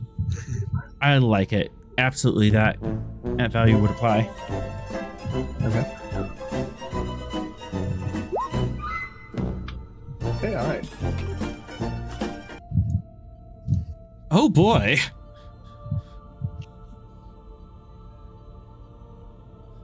Is that a nat 1? That's a nat 1.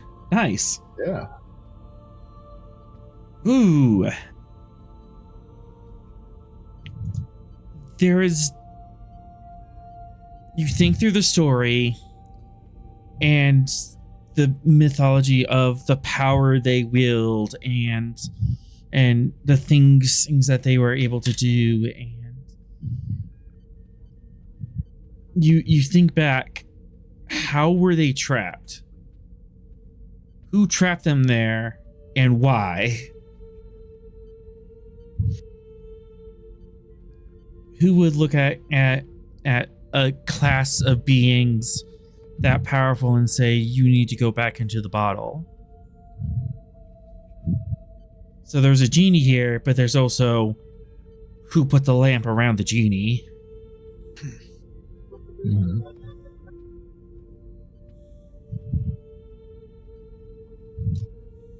and what motivations everyone had in this situation. Because you don't make lamps for genies if the genie is good.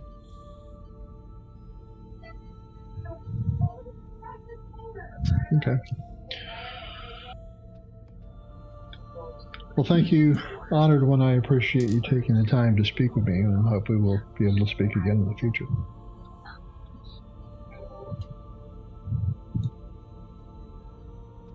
Excellent. My channel is always open. Thank you. And then I'll take my leave.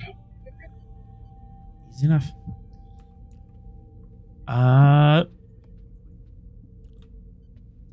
Let's say like a couple hours later, so the Iraqs can stop crying. Captain Smith can walk in.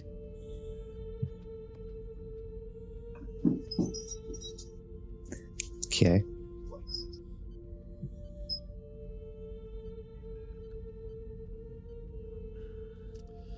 Captain Smith, I believe I owe you my life. At least one bar or life. Well, at least what borrowed time you have left. Borrowed or stolen? Guess it's a matter of perspective. That's for you to determine at the end of the day, isn't it? I mean, what? Way to breathe the moon down. You're gonna die soon. He's the one who commented on how long he has left with his clones.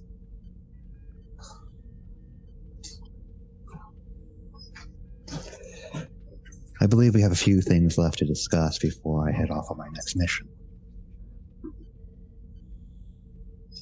What to do about the Akaru military fleet?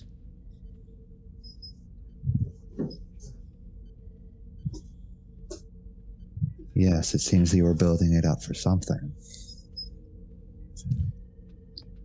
I was building it up for you.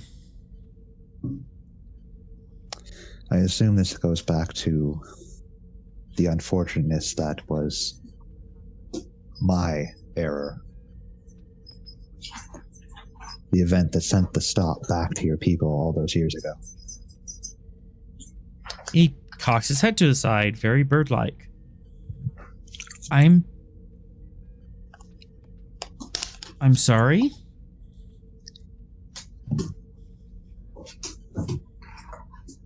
Earlier on into my journeys in the Shackleton, we confronted a member of the Toth who had very destructive views on how things in the Shackleton should go.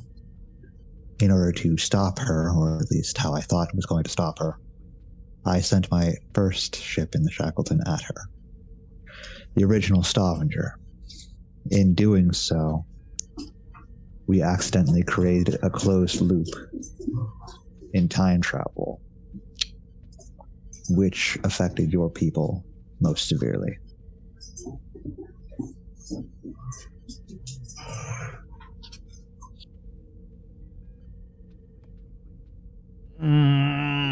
Oh boy. I'm gonna need to roll. 2, 3, 4, 5, I'm not going 6, to lie to him. It 7, was my fault. 8, 9, 10. Oh, this isn't for lying. This is for how well you can say this without me declaring war on the Federation. Yeah. And You just admitted to initiating genocide on my people, man. yeah. Presence Yeah. Command Diff 5. How sweetly can you smooth over that? Diplomacy as a focus. Diplomat as a trait.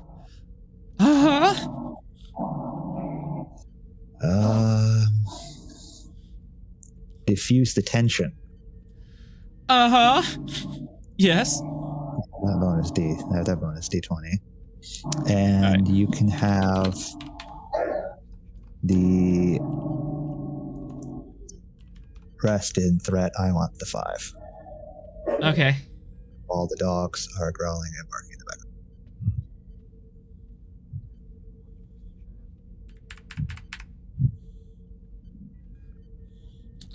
Dare I say, I think you avoid war. It's almost like I'm a diplomat. Oof. Oh, I just saw the campaign flash before my eyes. Oh, that could have been bad. Everything's fine. And it's not like he didn't say this to the previous clone as well. Mm-hmm. Well, previous clone, I was dead and didn't upload it, so.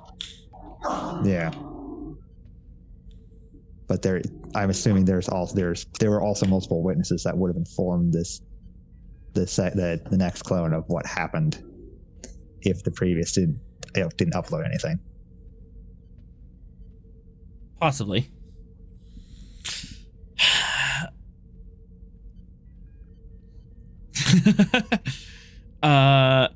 There is a look of cold fury that has been simmering in the basement of this man's soul for 2,000 years. And he punched through the floor, reached down, and was going to grab this as fury to stab you with it. And it would not have mattered or who or what he destroyed only to get that. But he hesitates. He holds back. You didn't intend for that closed time loop, did you? No, I fully believed that launching my ship into her bridge was going to be the end of her. I had no way of knowing it would send her back in time. When I found out that she survived that and that she had returned to our time, I spent months chasing a white whale until we finally stopped her for good. Captain Smith, you may have a point of determination.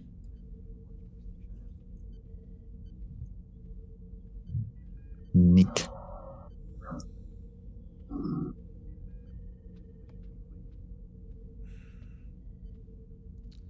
So you two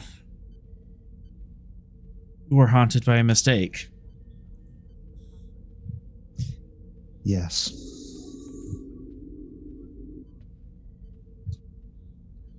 And I suppose any attempt to go back and undo my people's fall would do grave danger to your history.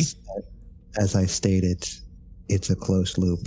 All of our histories are intertwined. If you go back and undo what has been done, you will destroy everything. There'll be even farther widespread chaos and disaster. Not only your people will suffer, but countless others will as well.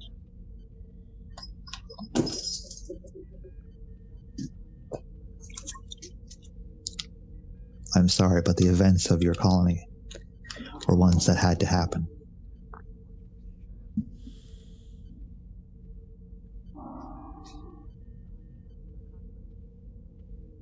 That changes the method, but not the goal.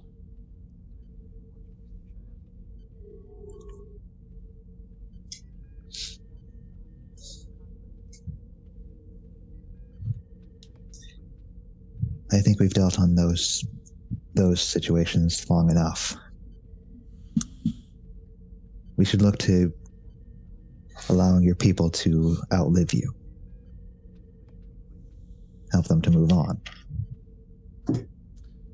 And hopefully avoid a civil war based on religious connotations. Oh, I'm so aware of that. I've been thinking and slowly moving on how to reach this point for the past 500 years. And it is not an easy problem. Well, luckily now you are no longer alone in this problem. Would the Federation help my children? Take care of them after I'm gone? We will help them as much as we can within the bounds of our prime directive. If at any point they decide that they do not wish our aid, there is very little we can do to stop them from making that course of action. But as long as they need us and are willing to have us aid them, then we will aid them.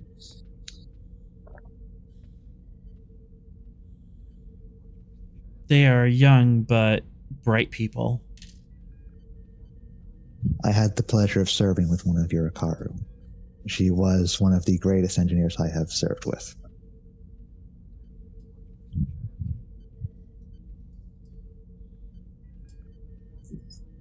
But they're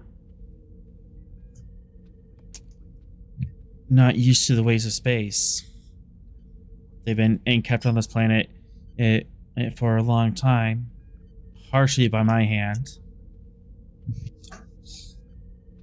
And now I feel like I'm throwing them out to the galaxy ill-prepared. The Akaru will not be the first species that members of the Federation has helped take their first staggering steps into the greater universe. It will not be the last. My own people were aided once, and we will aid everybody after us as well.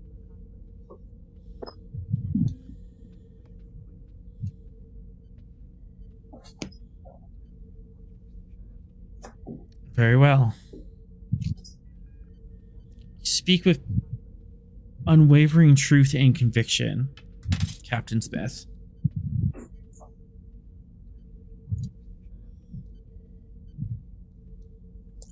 I speak with the wisdom and experience of not only my own life, but with the many captains and diplomats that came before me.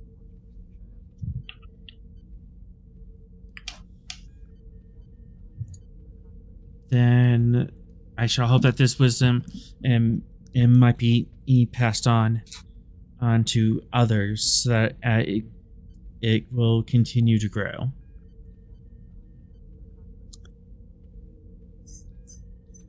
It is my honor as only a passerby in this great history to light the flames of those that will outlive me.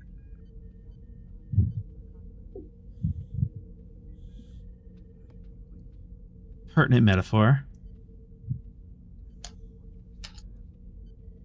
Well then, as the sovereign leader of the Akaru people, I decree that we are in alliance with the United Federation of Planets. We will share technology. We will all have slow but growing borders and immigration.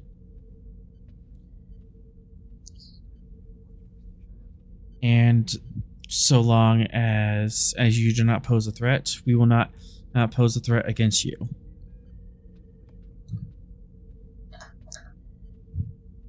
And for our part, we will aid you as best we can, whenever we are able to. And we will help you and your people enter a far larger universe than you have previously imagined.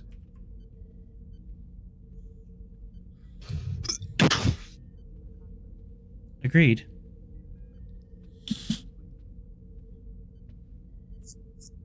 And he bows before you. And Smith returns the bow. Cool. Cool thing about autocracies is there's not a lot of paperwork. My word is law. You will have to live with it. Exactly. All right. Anyone else want to cry? Any other scenes we're gonna have before we take off?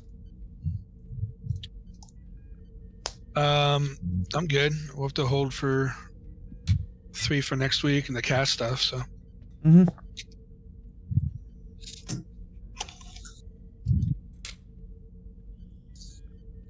Sorrel, Benix? Nope, I'm good. I think we're good. I think we're good. All right. And I need a new song for this.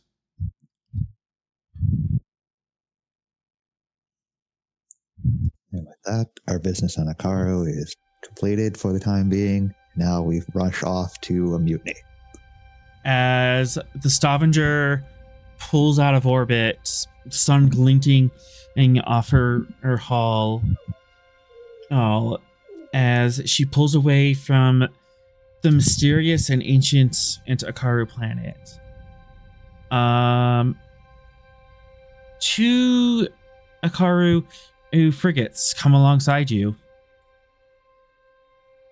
and just start flying behind you as you make your way out. Just politely escorting you away from the planet as a show of good faith and thank you. Nice. Possibly at the direct command of the Irax himself. So don't blast him. No. That would cause an incident, yes. You should not do that.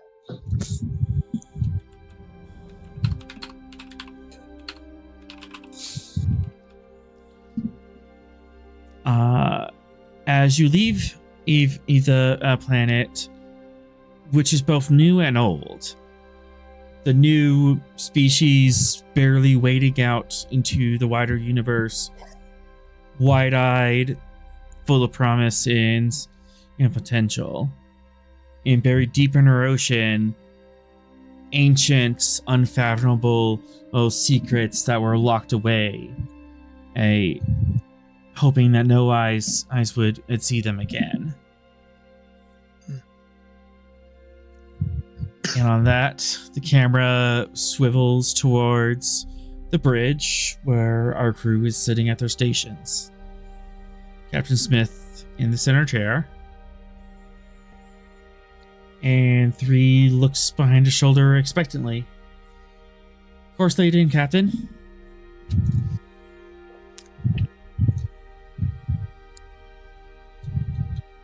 Well, onwards to our next adventure. Aye, sir. And at that, the Stavanger flares, her nacelles glow bright as he stretches his force forth, blurring the edges of space-time and leaping forth into the unknown. Nice. And on that, we will end tonight's episode. Nice. Nice. Next week, intrigue on the Falkland. That was nice. I like that note, and we got a lot of good roleplay out. Yeah. Absolutely. Me informing the Irax of my part in the devastation of his people had to happen. Absolutely. Oh, that was absolutely the right thing to do, and absolutely the worst way of going about it. Mm-hmm. Yeah. But yeah, which is par for the course for Smith. Just seconds away from getting smacked. Ever. hey, am I the worst diplomat ever if it worked out in the end?